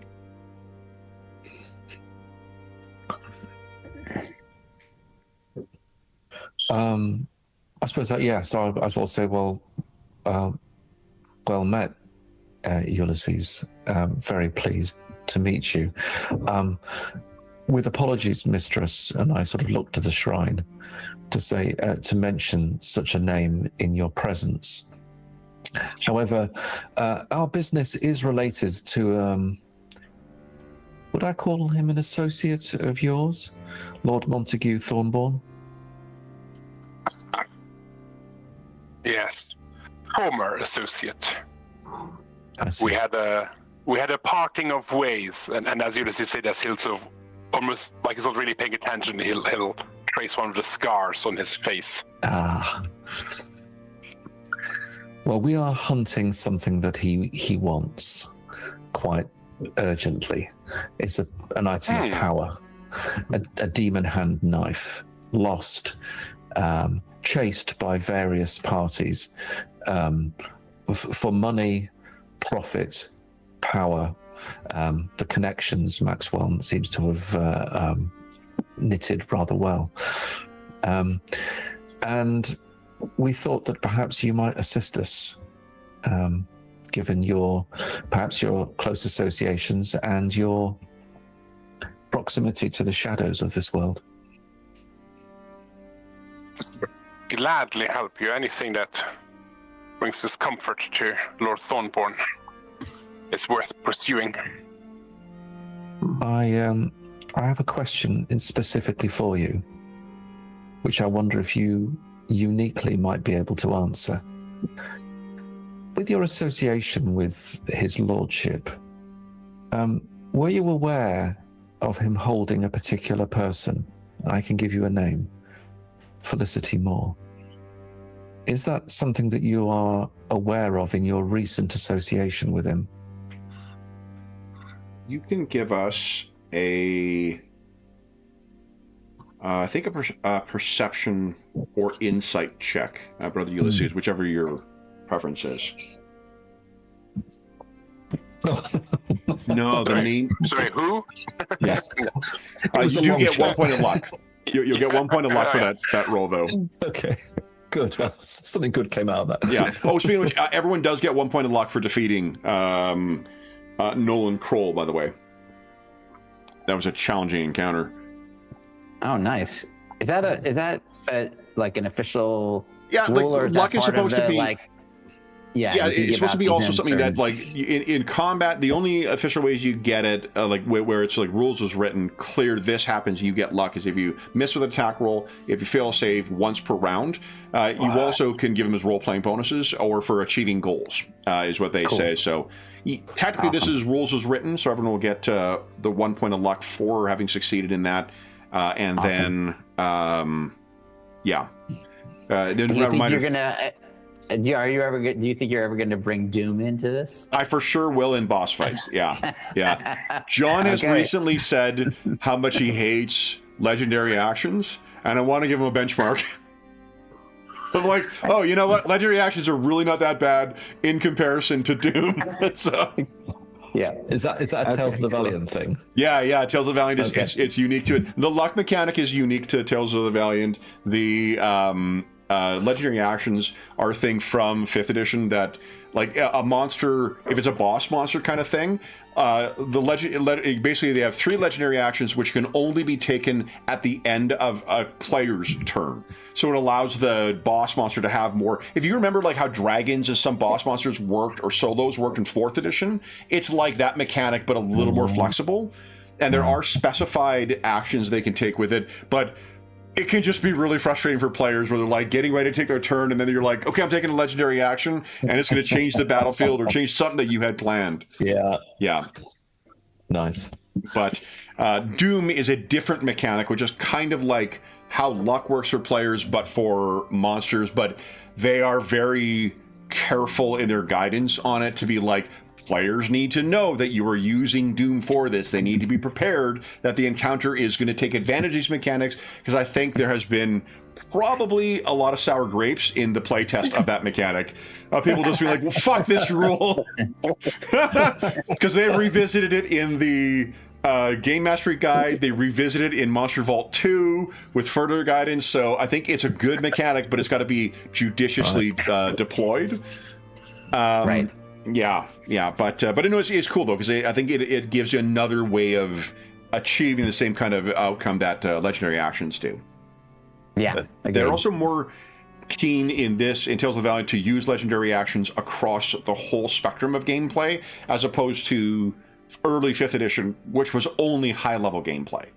Yeah, like typically mid to high level is when you would encounter creatures with it. Now in early levels you can encounter creatures with it, so it gives you the opportunity to have boss fights earlier on, which can be a lot of fun. It's a different gameplay. The bonus action to shift to the ethereal plane, also a signature Tales of the Valiant thing, not something from 5th. So, very cool. What are you guys doing? So you asked about Felicity Moore. I'm sorry, it is not a name that I have heard before. No, it's fair. It's fair enough. It was just a long shot question. What you would know as well, brother, is it's going to be days before the spirit will be able to muster up enough hate to remanifest, giving you time. So meaning it. There is not an immediate danger to anybody else of this thing manifesting and causing problems, particularly to like victims or wannabe victims. The other thing is it'll give you for you to try and figure out what the fetter is. I'm presuming that's something you're sort of have been trying to work on. Then that investigation remains ongoing. Although it does appear that you are paired with as if the papers are correct. Metropol's premier private investigator. So, a lucky day. What are you guys doing? It seems, Harlan, what do you think that we perhaps should fill in Ulysses on what has happened thus far, and perhaps he may be able to aid us in ways that we may not even expect? Indeed. I think if it's all right, can we sort of like just segue to a précis of what we had at the beginning of the session? Yeah. If you're not, unless there's anything you wish to withhold from what you were sharing, then we'll assume, David, you have everything we talked about at the outset of the session recapped for you. I think we would probably tell him everything. What do you guys think? Yeah, definitely. I think if anything, I'll try to elaborate even further when it comes to the necromantic lord, just to make sure that he's got a full picture of how he's acted, what he's doing. And in fact, for just a moment there, I will mimic his voice again, just as I could. So I will suddenly sound exactly like him. How does that hit with Ulysses? There's definitely been sort of involuntary, like reaching for his sword, and his eyes will sort of like darken. He's not here, by the way. As I'll say quickly, he's not here. Uncanny. It could prove useful. Yeah, I think Harlan, you're not making friends with this ability. Friends, I say? Oh.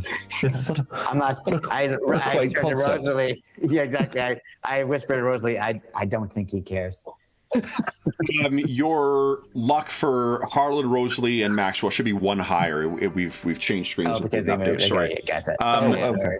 The other thing is you guys can each click on the short rest button. And if you've got abilities that allow you to get stuff back with a short rest, like I think, Harlan, you get some spell slots back. I think so, yeah. You guys will be able to complete that.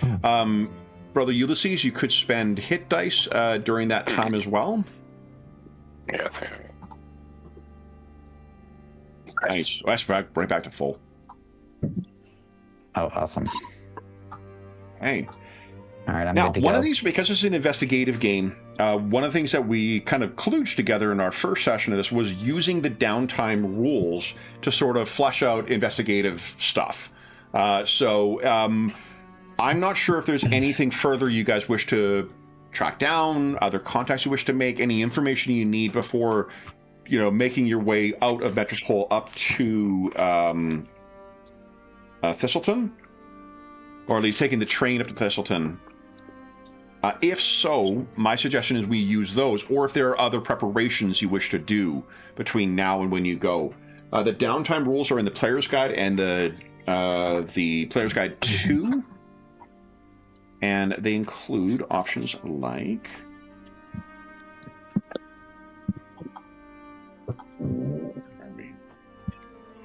downtime, here we go. I was using the Monster Vault earlier today, and I noticed they've got letters at the bottom of the pages too. So if you know what kind of letter you're into, nice big font too. Cool. Old man eyes like it. Yeah. So things like training a creature, criminal enterprise, which we used for uncovering information as well. practice a profession. Here we go, downtown. Researching, carousing, which would gain contacts, training, which would potentially give like new languages, new tools. If any of that we can reskin to fit for the investigation or any activities, we can take care of that while you're in Metropole, or we can head out to at the train station and see if anything eventful happens on the way to Thistleton. My least favorite Sam Beckett play. It's a real stretch of a joke, but...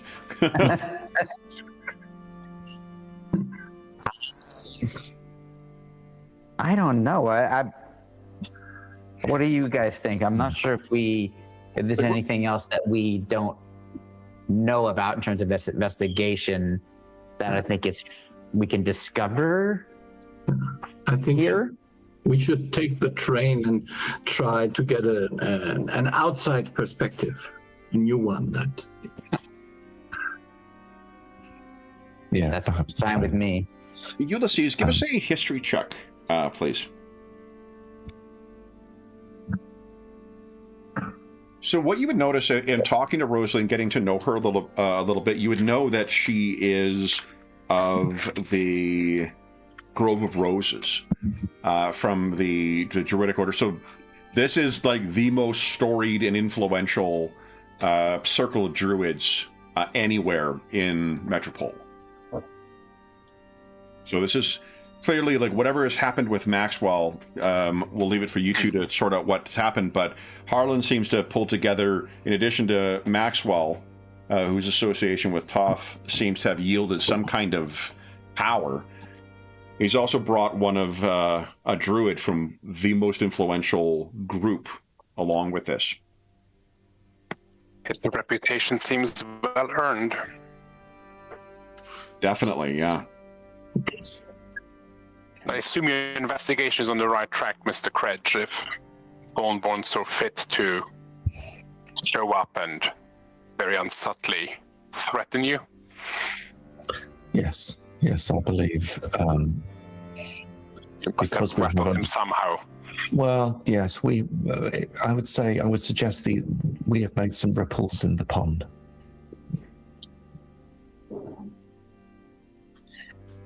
And thereby, as we are probably uniquely looking for them, or at least we haven't discovered anyone else who's particularly doing a very good job of finding this, he has alighted on us.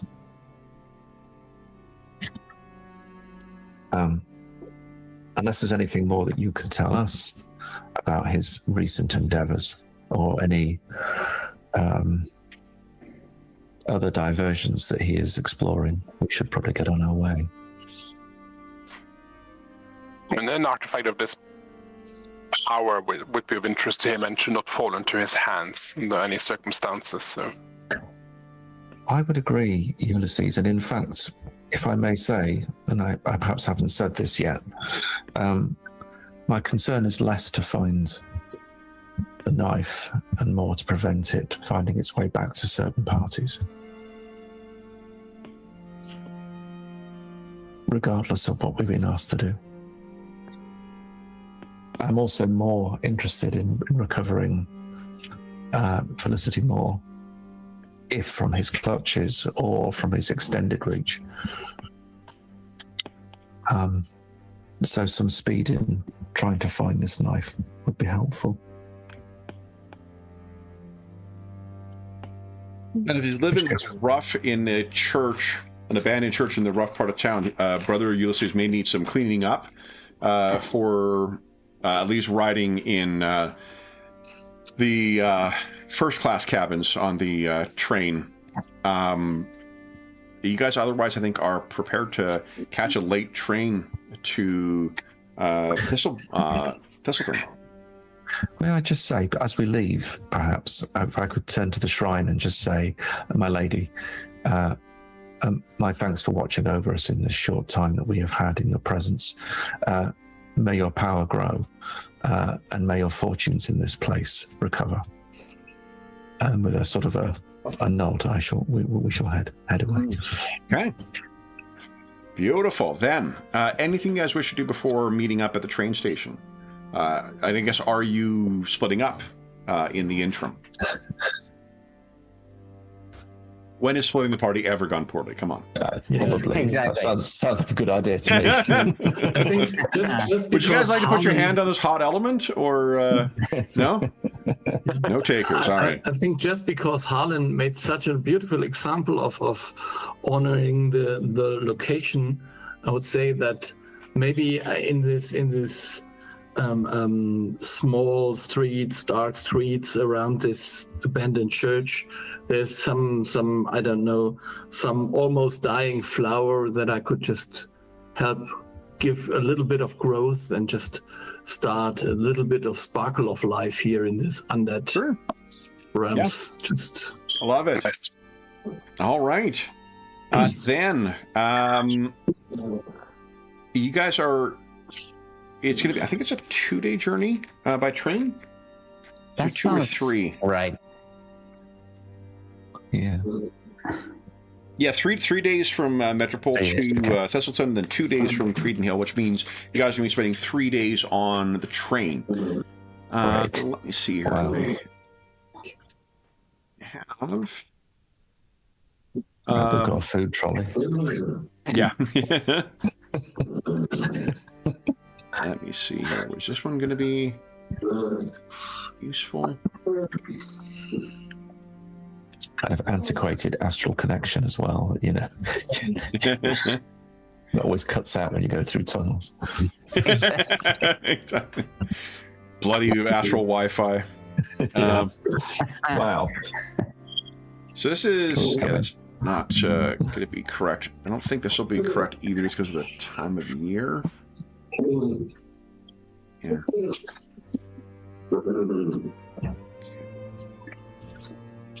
Well, it's not the correct time of year, but it's probably the closest I've got on hand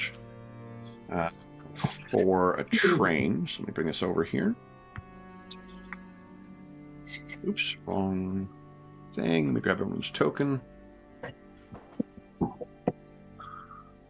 In the 3 days that you guys will be traveling on the train, what do you think you'd be spending your time doing?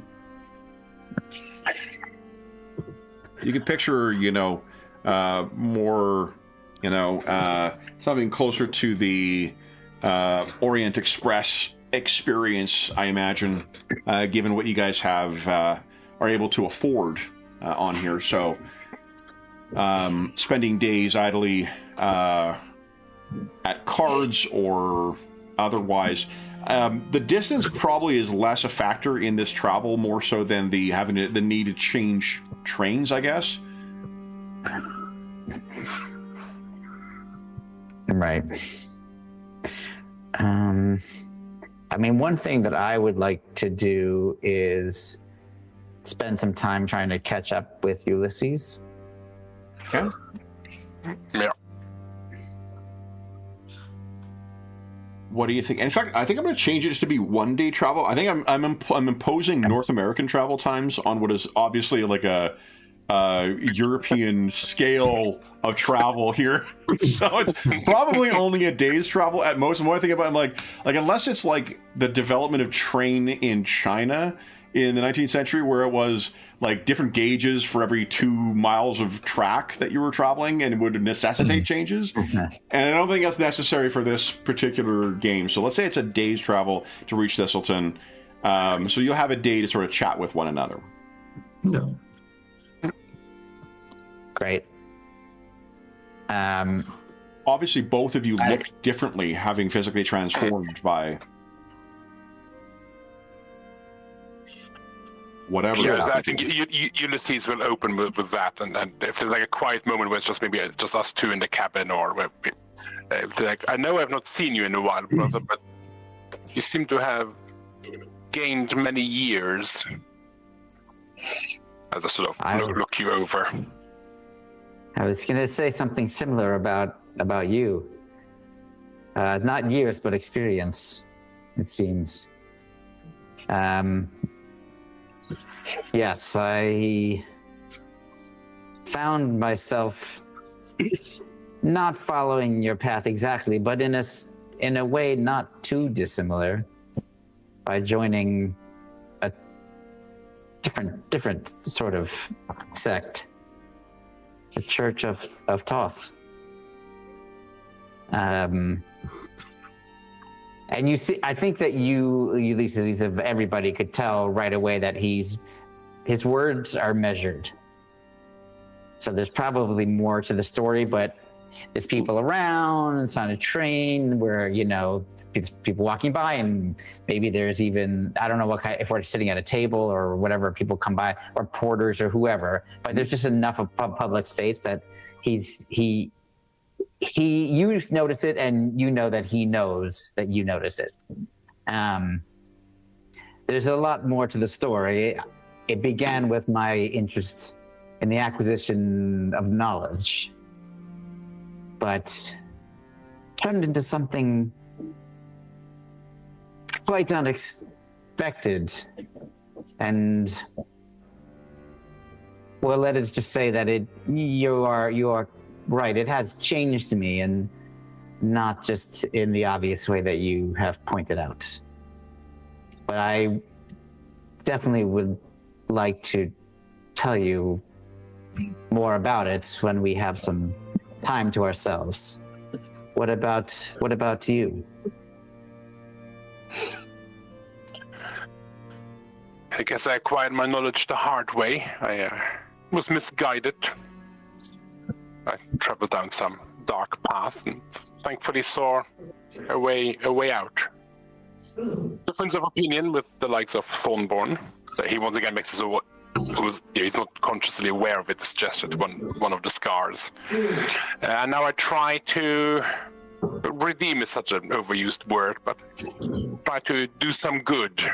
And the likes of Thornborn. You leaving Thornborn's circle, was that something that you decided, or was it something decided for you, do you think? I think it would have been this sort of case where they asked him to do something and it was just one step too far. So I imagine he had something like where he sort of, it was part of a ritual or something, and he interrupted the ritual and it failed. So he's been cast out, and it's definitely not on good terms with anyone involved in that. Yeah. And I think I would, take that in and say, I will admit that there were times when I became worried about your safety, and not just in a physical way. During this time, we have not spoken, but I can see that my brother is still there, still the same, despite all the experiences that have transpired between we last spoke. And I'm happy to know that you are still yourself. It does not surprise me that you, and I don't know what happened, so this is just his, that you found yourself parting ways with the church that you had left to become a part of. You don't have to, I do not mean to pry, and you do not need to tell me unless you would like to at some point, but I am just glad to have you back in my life, and I'm sure there's much we can learn from each other. Yes, it is good to be reunited. Made a new friend, as I motion towards the raven on your shoulder. Oh yes, his name is Tak. And also, I think you have seen at some point during all of this that I have a pocket watch, which I didn't have before. When you knew me last. He is a strange bird. You guys hear from the other end of the dining car, someone hits a rim shot. Good, okay, perfect. That's what I was hoping for, just waiting for it. But he has been my faithful companion. He too has a quite interesting story related to his, how shall I put it? It's not his age exactly, but the time he comes from is what I would say about him. But he is the one who has thankfully been the one keeping me aware of my surroundings in the moment when I sometimes get lost in thoughts of things that have occurred and premonitions of things that may happen. And yes, he does have a foul mouth. Wait for the rim shot. Thank you. With the rim shot at the other end of the water. Yeah, thanks. Okay. But he is a faithful companion. And then I think Talk squawks and flutters over and lands on your shoulder. He doesn't do that with everyone, I'll tell you that. He is a rescue raven. Exactly. Someone's gonna have to have a word with that fucking drummer because he keeps hitting rim shots. Exactly. All right. While Max and Ulysses are reacquainting themselves with one another, what are Harlan and Rosalie doing? I would say, Rosalie, I would question Harlan about whether there's something more to this Felicity Moore story he didn't tell us. Seems more personal, or am I on the wrong foot here?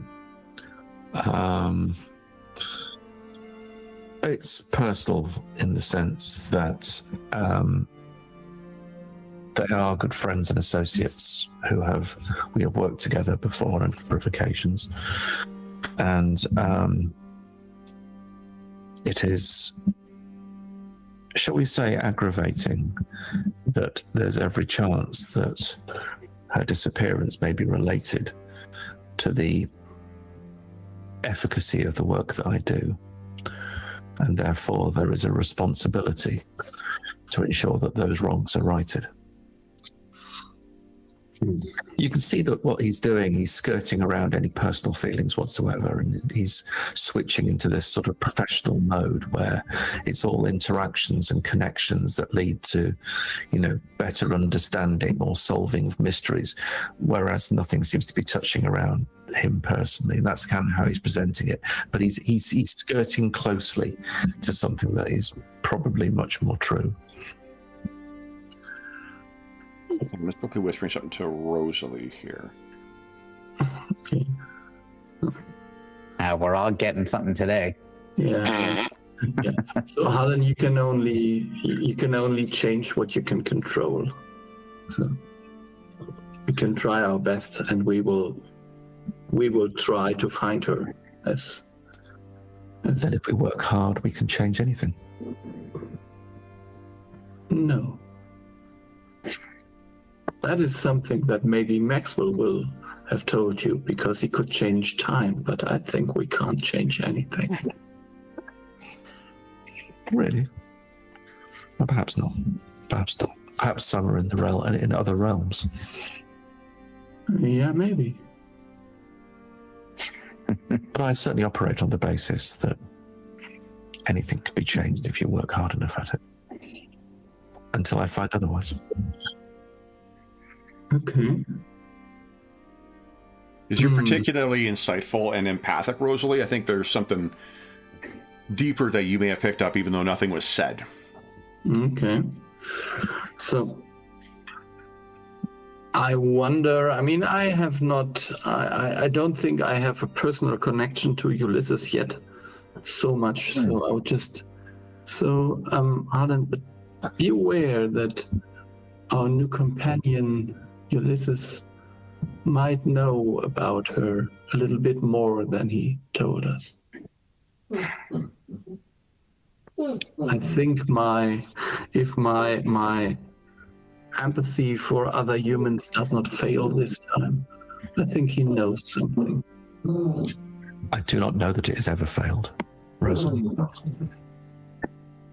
And just to be clear as well, he, from your perspective, Rosalie, and you may be choosing to conceal this, Ulysses probably doesn't know. He's not lying when he said he didn't know anything, but there may be something he himself is unaware of. David, we're making use of that nat 1-year-old. Yeah.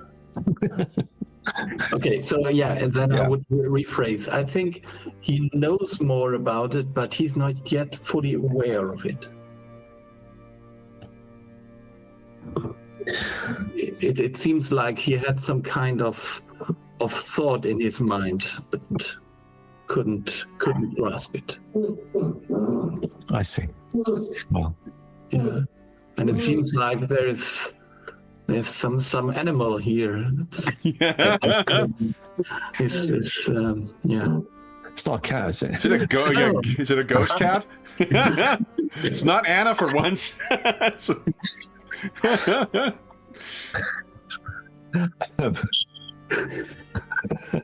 So, well, let's hope that whatever is shielding him from perhaps the knowledge that he has will be uncovered at some point.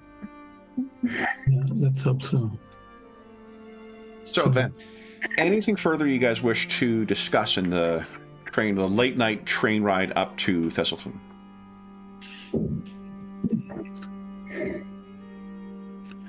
I mean, a day's journey, or so I would just. Did I ever use my ability to speak with animals to have a conversation with talk?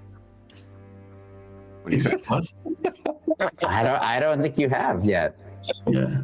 So, being polite as I am, I would just ask Maxwell if you are okay with me talking to him directly. I have no problem whatsoever. Talk, be nice.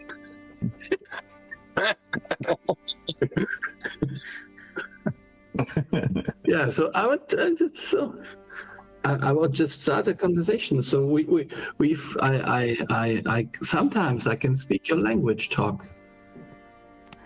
I'm surprised by this ability that you seem to have, but in like a less, in a more primitive way. He says that. It turns out that talk is just like a relentless conspiracy theorist. So now that he knows you can speak to someone, he just wants to talk to you about the, Yeah. Trails. Yeah, no, I was just curious whether he would I don't know what he would think now that Maxwell found his brother again. So he. Oh yeah. It's a good question. It is good. It is very good. And Maxwell has many issues and often wanders off in time in his mind. But I think I have done what I can, but I know his brother the thoughts of his brother have been ever present. I think having him back in his life will help him feel that he belongs here in the present moment. I see. Is that a threat for Maxwell that he if he loses connection that he would untether? I think that's I think that there's a fear that he might just detach and live in a different time, even if it's in his mind, but they could become a reality based on potentially other things he might get involved in. Mm-hmm. If he's also, if he's trying to keep a grip on the time, metaphorically speaking, are there times where he's stumbled and had to relive certain times or relive certain experiences because of trying to re-grab back into where he was? I think he has literal deja vu. Mm-hmm. It's like in the Matrix when the cat glitches. Yeah. He's got those moments, and talk is like the trinity of that's a glitch in the Matrix. It happened again. It happened again, Maxwell. And he's like, oh right, and has to try to he needs physical objects that are here and present. He's got, and having talk there, just having talks even his talons on his shoulder. Sometimes talk has to dig in a bit to like experience the pain of the moment, and like it's like, okay, right, yes, stay here, because he wants parts of him. One wants to go into the future, one wants to go in the past, and like he's kind of split in 3 directions, and this keeps him in the present while being able to experience the past and the future, which is something he can't undo based on what's happened to him. So, but he could easily fall into one or the other. So this is how we kind of like, and I'm kind of again basing this a bit on his timely aid ability, which kind of allows him to be able to react to things that he knows are coming, and to do things that have based on things that he knows from the past. And so those are powerful things. Yeah. So there's a pull toward those things, but none of that matters unless he's existing in the present. Yeah. So, and he knows that, but sometimes he needs the reminder to like be, no, stay here, and use those abilities, but always stay in this moment. Okay. So, yeah, I would just give Talk some nuts. I think I would have.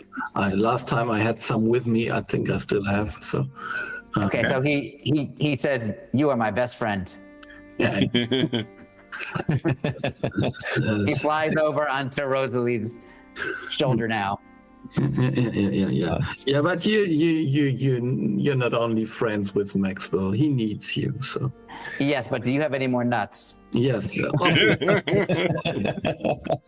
I think Harlan will, whilst enjoying the train's cuisine, will spend some time people watching, as well as perhaps watching the world go by as you do on a train, but people watching. We have been benighted by people following us, showing interest, and so he will take a studied interest, perhaps something for next time, but he will take a studied interest in the other passengers that are around, looking for signs that they are something other than simply just passengers sharing a journey with us. The time of day makes it easier to be able to flag them, because it's not as busy as it is. Sort of like the last train heading north, so there will be more than there would be on like the last night train, but it's also like a night train, so it's not going to be necessarily packed. You guys will be able to complete a long rest before you reach your destination.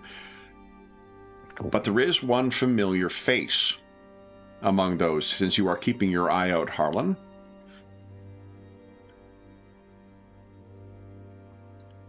The doorman. Now, to be clear, it is Harlan who sees him first.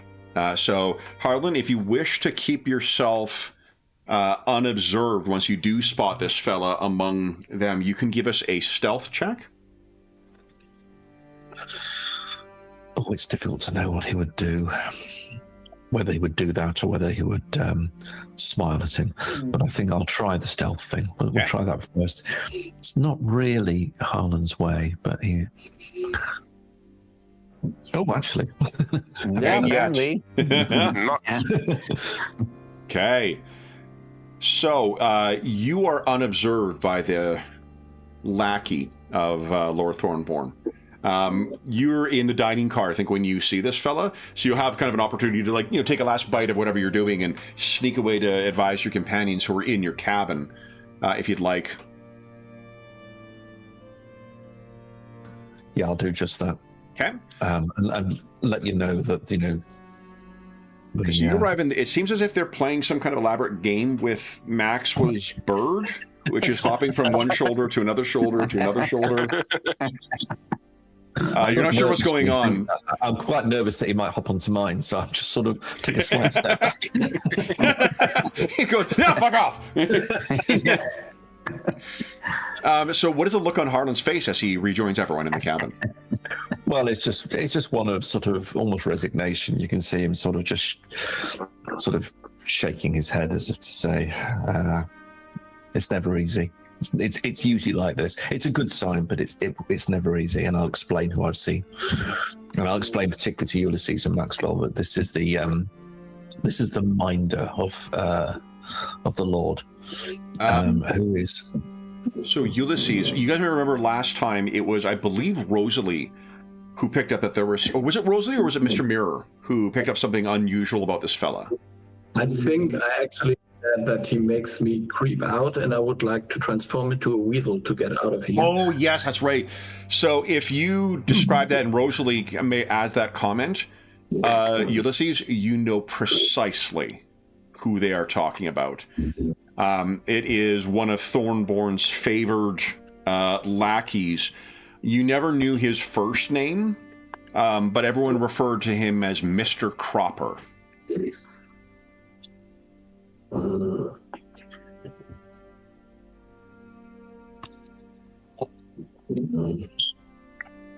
And what a perfect name. Exactly. Thank you. That's what I thought there. I love that name. Yeah. Thank you.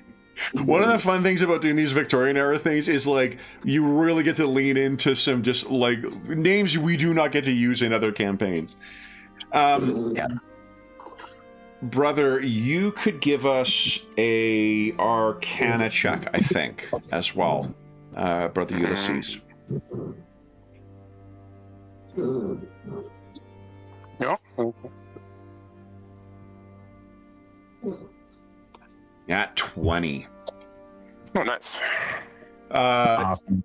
You were witness to the time that one of the things that is true of Lord Thornborn is he has allies in this world and in others.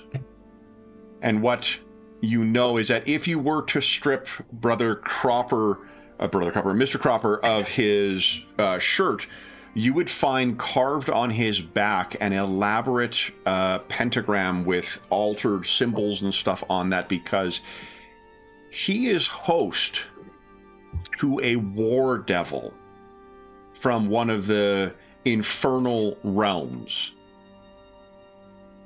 It may appear to be a imposing and dangerous human thug. He is in fact a devil made flesh. You were witness to where Mr. Cropper became what he is from your Nat 20. Ulysses will shudder at the thought of back to that ceremony and then we are in grave danger. And I will reveal that he's a devil made flesh. That, I believe, is the perfect ending to today's session. So Awesome. we'll do one thing though before we go. This is something that we you do in 13th Age, at least first edition. Is at the end of the session we talk about things that have been introduced that are truths or facts about this. Sometimes that is helpful in a way of reinforcing in players' minds shit that's been kind of introduced by the GM and whatnot. Guys, let's talk about maybe 3 facts that we learned about Metropole today. Can you think of 3 things that we learned about Metropole? I mean, go ahead, Graham, you seem to have an idea.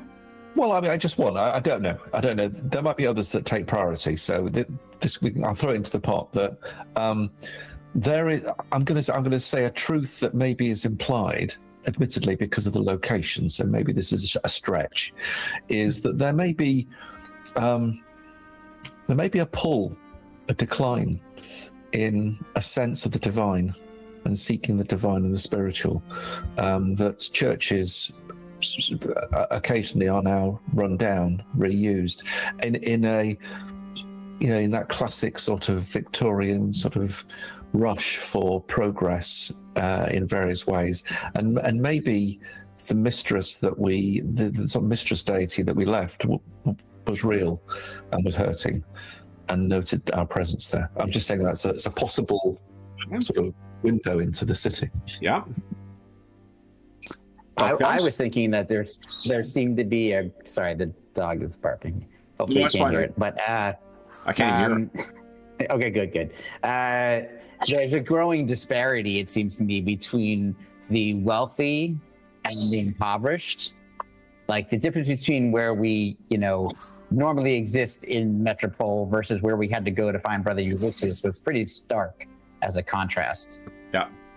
And clearly it wasn't that way to begin with. This was a cathedral of some kind that was used, by, worshipers, etc. No one even remembers what God it was at this point. Like, it's just fallen in complete disrepair. What a beautiful building as these things usually are, the architecture, etc. But like, no one even wants to go to these places. Like, they're dangerous. There's no authority there. There's no protection for the people who live there. The innocent people who live in these neighborhoods, don't have protection, etc. So they've kind of been forgotten and fallen farther and farther away. One more truth we've learned about Metropole. I would say I learned, and I don't know if you. So the Druids Grove used to be a big part in the city and made it even into the heraldry. So at least I had the impression that this is not the case anymore, or it is changing somehow. So not only may the spiritual world fall behind in the divine section, but also in the more primal world, primal section. Okay. I do arbitrarily set it to 3. David, would you like to add truth we learned about Metropole as well? There's no reason it can't be 4. I don't know why the fuck I didn't restrict it to 3. Everyone else has added 1. What do you think? Well, I guess the slightly tying maybe into all of them is a sense of that, so the hunger of individuals for power, for wealth, for domination, like the Thornborns of this world is what drives a lot of this.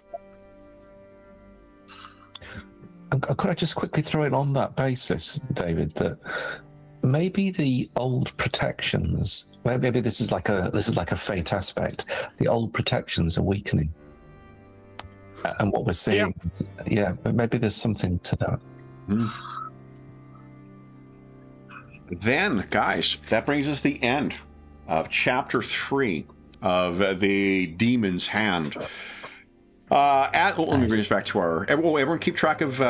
we got 4, 4, 4, and 2 luck right now. I'll bring it back to the main page so we can update it. I should dabble with the hero points option on this sheet and see if that makes a difference. Because if we could just have something that tracks back to the character sheet, that'll avoid us having to do this on every fucking thing. So for those listening at home, thank you so much for joining us for Chapter 3 of our Tales of the Valiant mystery. As is always the case, if you have any comments, questions, or concerns regarding the session, the game, or the adventure we're playing, please don't hesitate to leave a comment in the comment section down below, and I'll endeavor to reply in a timely fashion. There's also a link down below to the Dungeon Musings Discord server, where all of us are active, and we have channels there dedicated to Tales of the Valiant, to most of the other games and campaigns we run on the channel. I believe I've got all of the characters from this game over there right now. If I don't have Brother Ulysses there yet, because I might have held off until David actually played him, I'll share that character sheet over there when we get off the stream. So if you're curious seeing what Tales of the Valiant characters look like, you can see that over there. There's also things like Find a Group, GM discussion, virtual tabletop chat. There's a terrific, helpful, knowledgeable, and friendly community over there. You're more than welcome to join us. There's also a link down below to our friends at Noble Knight Games. So Noble Knight Games is the preeminent unionized retailer of hard-to-find and out-of-print RPGs in North America. Not only do they have an incredible selection of new role-playing games, board games, and card games, they have an unmatched selection of hard-to-find and out-of-print RPGs. Like, for instance, what do you have there, Graham? Is that a hard-to-find and out-of-print RPG? Yes, it might be. Second edition. Second edition Sugar and Sorcery, Wolfpack House, so a little bit of Edmonton for you. Just a little bit of local Canada. Yeah. Second edition, FGU. Excellent. I happen to have at hand as well the original Delta Green, which is foremost in my mind lately. If there's something you're looking for that they have and they don't have in stock, but listed in their extensive catalog, you can put it on a want list. They'll send you an email when it comes in, and if you make a purchase of $10 or more through their website, be sure to use the code Summer Nights, all caps, all one word, Nights with a K, listed down below. That'll save you 10% on any purchase of $10 or more through the website, and that discount code will change at the end of June 2026. So if you're listening to this after that time, Come back to one of our more recent videos. We'll have the current discount code listed there. The last thing I will see is an enormous thank you to our stalwart investigators. So, Graham, Ingolf, George, and David, thank you so much for playing today, guys. Congratulations on making progress and defeating that ghost, a serial killer ghost. Well done. We'll be back in 2 weeks' time, but until then, we hope that we gave you a few hours to take your mind off the troubles of our world and think about the troubles that Harlan Kredge and his intrepid associates are uncovering in the latest in the Harlan Kredge mysteries. From the halls of power to the slums, to the alleys of slums, you will find him. You'll also find him in 2 weeks' time. But until then, we stay safe, stay healthy, and happy gaming.